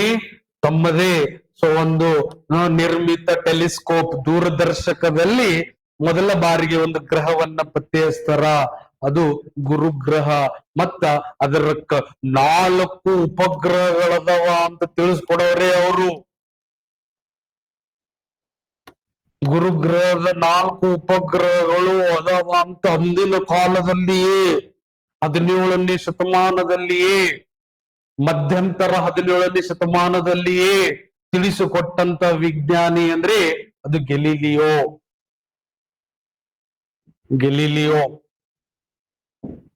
ಅಂದ್ರೆ ಸೊ ವೈಚಾರಕ ಧಾರೆಯನ್ನ ಸೊ ಮೊಟ್ಟ ಮೊದಲ ಬಾರಿಗೆ ಮನುಕುಲಕ್ಕೆ, ಸಮಾಜಕ್ಕೆ ಸೊ ಏನ್ ಮಾಡಿದ್ರು?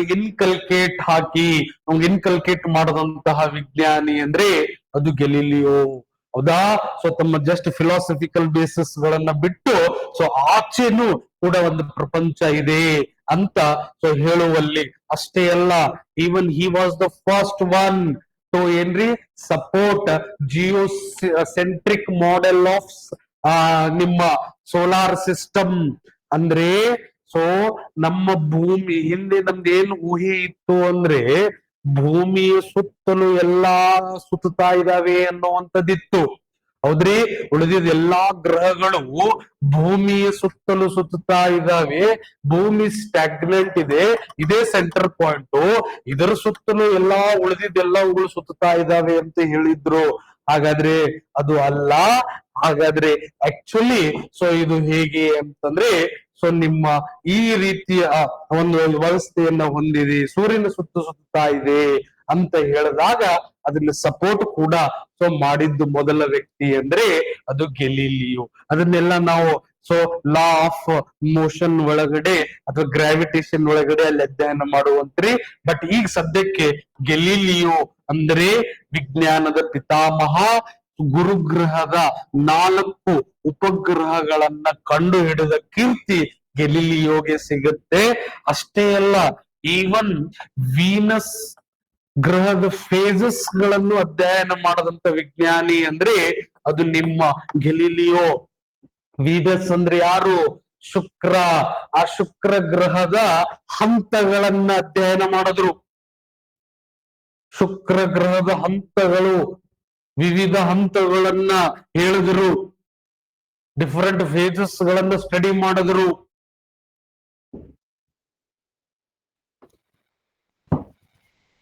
ಹಾಗಾದ್ರೆ ಅಂತಹ ಒಬ್ಬ ವಿಜ್ಞಾನಿ ಅಂದ್ರೆ ಅದು ನಿಮ್ಮ ಗೆಲಿಲಿಯೋ. ಹಾಗಾದ್ರೆ ಇದೇ ಗೆಲಿಲಿಯೋ ಅವರನ್ನ ನೀವೇನಂತ ಕರೆದಿರಿ ಅಂದ್ರೆ ವಿಜ್ಞಾನದ ಪಿತಾಮಹ ಅಂತ ಕರೆದಿರಿ.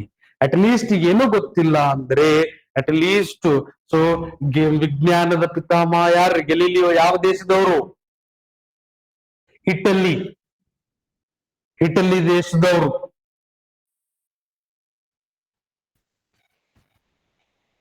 ಇವರನ್ನ ಸಾಯುವವರೆಗೂ ಹೋಮ್ ಅರೆಸ್ಟ್ ಆಗಿದ್ರು ಇವರು ತಮ್ಮ ಸಿದ್ಧಾಂತಕ್ಕೋಸ್ಕರ.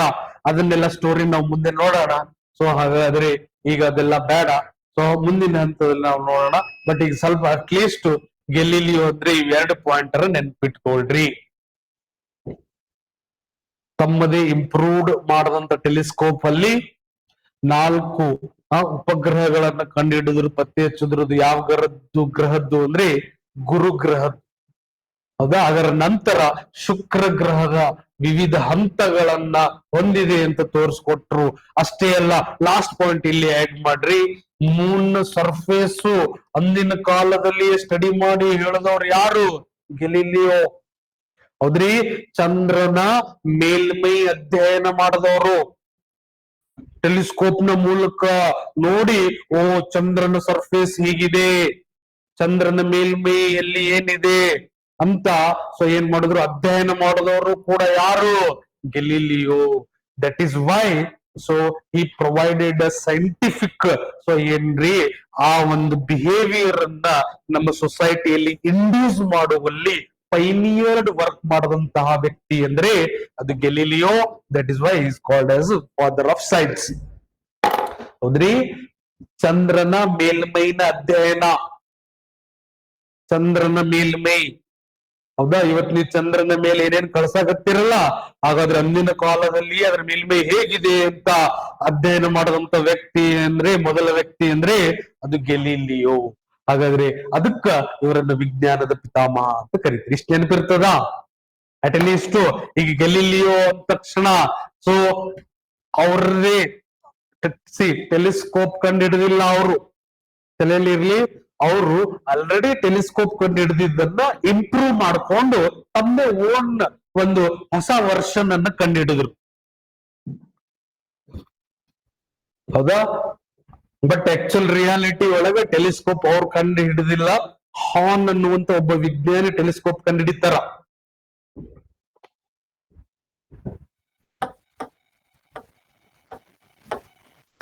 ಅದೇ ಟೆಲಿಸ್ಕೋಪ್ ಮೂಲತಃ ಕಂಡು ಹಿಡಿದ್ರು ಹಾನು. ಬಟ್ ಇದನ್ನ ಇಂಪ್ರೂವೈಸ್ ಮಾಡ್ತಾರೆ ಇವ್ರು, ಬೇರೆ ರೂಪದಲ್ಲಿ ಇದನ್ನ ಏನ್ ಮಾಡ್ತಾರ? ಅಭಿವೃದ್ಧಿ ಪಡಿಸ್ತಾರ. ಅದನ್ನ ಅಭಿವೃದ್ಧಿ ಪಡಿಸಿ ನಮ್ಮ ಭೂಮಿಯಿಂದ ಸೊ ಇದರಲ್ಲಿ ವಿಶ್ವದಾದ್ಯಂತ ಬಾಹ್ಯಾಕಾಶದಲ್ಲಿ ಏನಿದೆ ಅನ್ನುವಂತ ಕುತೂಹಲದಿಂದ ಅವರು ಇಂಪ್ರೂವೈಸ್ ಮಾಡಿ ತಮ್ಮದೇ ಓನ್ ಟೆಲಿಸ್ಕೋಪ್ ಅನ್ನ ಬಿಲ್ಡ್ ಮಾಡ್ತಾರ. ಬಟ್ ಓನ್ ಅಂದ್ರೆ ಅದು ಫಸ್ಟ್ ಟೈಮ್ ಇವರೇ ಟೆಲಿಸ್ಕೋಪ್ ಮಾಡಿದವರಲ್ಲ, ಇಂಪ್ರೂವ್ಡ್ ವರ್ಷನ್ ಆಫ್ ಟೆಲಿಸ್ಕೋಪ್ ಅದು. ಹೌದಾ? ಹಾಗಾದ್ರೆ ಅಟ್ ಲೀಸ್ಟ್ ಇನ್ನೊಂದು ಎಕ್ಸ್ಟ್ರಾ ಪಾಯಿಂಟ್ ಗೊತ್ತಿರ್ಲಿ, ಟೆಲಿಸ್ಕೋಪ್ ಕಂಡುಹಿಡಿದವ್ರು ಯಾರು ಅಂದ್ರೆ ಪದ ಯಾರ್ರಿ? ಹಾನ್ ಅನ್ನುವಂತಹ ಒಬ್ಬ ವಿಜ್ಞಾನಿ ಅಂತ ಗೊತ್ತಿರ್ಲಿ. ಓಕೆ, ಸೊ ಹಾಗಾದ್ರೆ ಇಷ್ಟು ಅಟ್ ಲೀಸ್ಟ್ ಬ್ಯಾಕ್ ಗ್ರೌಂಡ್ ಅಲ್ಲಿ ಗೊತ್ತಿರ್ಲಿ ನಿಮ್ಮ ವಿಜ್ಞಾನ ವಿಜ್ಞಾನ ವಿಜ್ಞಾನ ನೆನ್ಪಿರ್ತದಾ? ರೈಟ್. ಸೊ ಹಾಗಾದ್ರೆ ಇಷ್ಟು ಸೊ ನಿಮ್ಮ ಇವತ್ತಿನ ಇಂಟ್ರಡಕ್ಷನ್ ಕ್ಲಾಸ್ ಅಲ್ಲಿ, ಓರಿಯೆಂಟೇಶನ್ ಕ್ಲಾಸ್ ಅಲ್ಲಿ ಗೊತ್ತಿರ್ಲಿ ವಿಜ್ಞಾನ ಮತ್ತು ತಂತ್ರಜ್ಞಾನದ ಬಗ್ಗೆ. ಹಾಗಾದ್ರೆ ನಿಮಗೆ 30 ಸೆಕೆಂಡ್ಸ್ ಟೈಮ್ ಇದೆ. ಏನಾದ್ರೂ ಇಷ್ಟರ ಒಳಗಡೆ ಏನಾದ್ರೂ ಸಮಸ್ಯೆಗಳಿದ್ರೆ ಕೇಳಬಹುದು.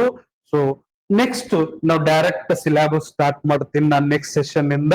ಅವಾಗ ಸೊ ನಾವು ಐದರ್ ಫಿಸಿಕ್ಸ್ ಮಾಡೋಣ, ಇಲ್ಲ ಕೆಮಿಸ್ಟ್ರಿ ಮಾಡೋಣ, ಇಲ್ಲ ಟೆಕ್ನಾಲಜಿ ಮಾಡೋಣ.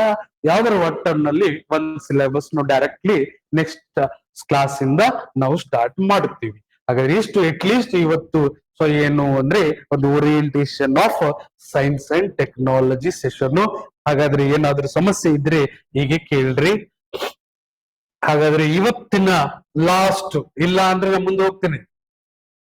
ಇಲ್ರಿ ಸಮಸ್ಯೆ ಅಥವಾ ಏನು ಡೌಟ್ಸ್ ಐತಾ? ಇಲ್ಲ ಅಂದ್ರೆ ಇವತ್ತಿನ ವರ್ಕ್, ಡೈಲಿ ಒಂದು ವರ್ಕ್ ಕೊಡ್ತೀನಿ ಅಂತ ಹೇಳಿ ನಾನು. ಇವತ್ತಿನ ವರ್ಕ್ ಅಲ್ಲಿ again 6th standard book science ಅಲ್ಲಿ ಯಾವುದು ಅಲ್ಲಿ ಫಸ್ಟ್ ಚಾಪ್ಟರ್ ಇರುತ್ತೆ ಆ ಚಾಪ್ಟರ್ ಅನ್ನ ಇವತ್ತು ಮುಗಿಸಬೇಕು. This is the work for the day. ಇಲ್ಲ ಸರ್ ಒಂದ್ ಚಾಪ್ಟರ್ ಏನ್ ಸರ್ ನಾನು ಅರ್ಧ ಗಂಟೆಯಲ್ಲಿ ಮುಗಿಸ್ತೀನಿ ಅನ್ನೋರು ಇದ್ರೆ 6th ಸ್ಟ್ಯಾಂಡರ್ಡ್ ಸೈನ್ಸ್ ಅನ್ನ ಕಂಪ್ಲೀಟ್ ಮಾಡ್ರಿ. ಅಂತವ್ರಿಗೆ ಎಕ್ಸೆಪ್ಷನ್ ಕೇಸ್ನವ್ರು ಇದ್ರೆ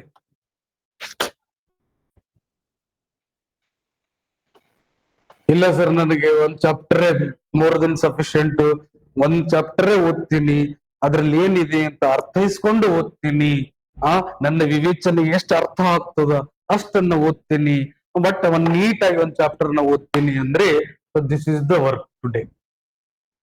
ಇದನ್ನ ಸೊ ನಾವು ನೆಕ್ಸ್ಟ್ ಸೆಷನ್ ಬಂದಾಗ ರೆಡಿ ಇರಬೇಕು. And so last mantra for the success, in fact this is the only mantra I always so tell to all students. ಏನು ಅಂದ್ರೆ ಈ ಫೀಲ್ಡ್ ಅಲ್ಲಿ ನೀವು ಏನ್ ಮಾಡಬೇಕು? ರಿವಿಷನ್ ಮಾಡಿ. ಹೌದಾ? ಇವತ್ತೇನು ಹೇಳಿನಿ ಅದನ್ನ ಅದು ಒಂದೇ ಪೇಜ್ ಹಾಕಿರಲ್ಲಕ್ಕ, ನಾಳೆ ಬರೋಕ್ಕಿಂತ ಮುಂಚೆ ಅದು ರಿವಿಷನ್ ಆಗಿರ್ಬೇಕು. ಹೌದಾ? ಆಮೇಲೆ ಸೊ ನಾನು ಹೇಳ್ತೀನಿ ಬರ್ತಾ ಒಂದೊಂದ್ ಕ್ಲಾಸ್ ಅಲ್ಲಿ, ಎಲ್ಲ ಒಂದೇ ಕ್ಲಾಸ್ ಅಲ್ಲಿ ಹೇಳೋದು ಬೇಡ. ಹೌದಾ? ನೆಕ್ಸ್ಟ್ ಸೆಷನ್ ಅಲ್ಲಿ ಹೆಂಗ್ ಓದುವಾಗ ಯಾವ ರೀತಿ ಮನನ ಮಾಡ್ಕೋಬೇಕು, ಅಥವಾ ಅದು ಹೆಚ್ಚಿನ ಕಾಲದವರೆಗೆ ನಿಮ್ಗೆ ಮೆಮರಿಯಲ್ಲಿ ಉಳಿಬೇಕು ಅಂದ್ರೆ ಏನೆಲ್ಲ ಪ್ರಾಕ್ಟೀಸ್ ಮಾಡಿದ್ರೆ ನಿಮ್ಗೆ ಮೆಮರಿ ಪವರ್ ಜಾಸ್ತಿ ಇರುತ್ತೆ ಅಂತ ನಾ ಹೇಳ್ತೀನಿ. ಬಟ್ ಸೊ ಟುಡೇಸ್ ಮಂತ್ರ ಒಂದೇ ಒಂದು ಅಂತ ನಾನು ಆಲ್ರೆಡಿ ಹೇಳಿನಿ. ಸೊ ಏನ್ರಿ, you should no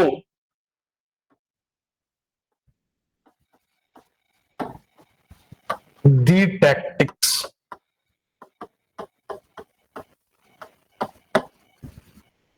and you should do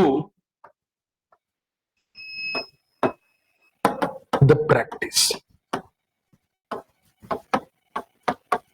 This is the only mantra.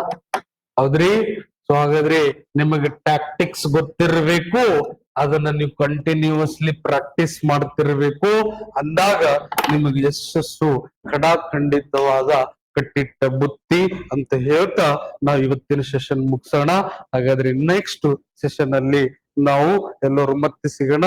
ಅಲ್ಲಿವರೆಗೂ ಸೊ ಚೆನ್ನಾಗಿ ಓದ್ರಿ, ರಿವಿಷನ್ ಮಾಡ್ಕೊಂಡ್ ಬರ್ರಿ. Okay, all the best. So ಇವತ್ತಿನ ಹೋಮ್ ವರ್ಕ್ ಆಯ್ತ್ರಿ.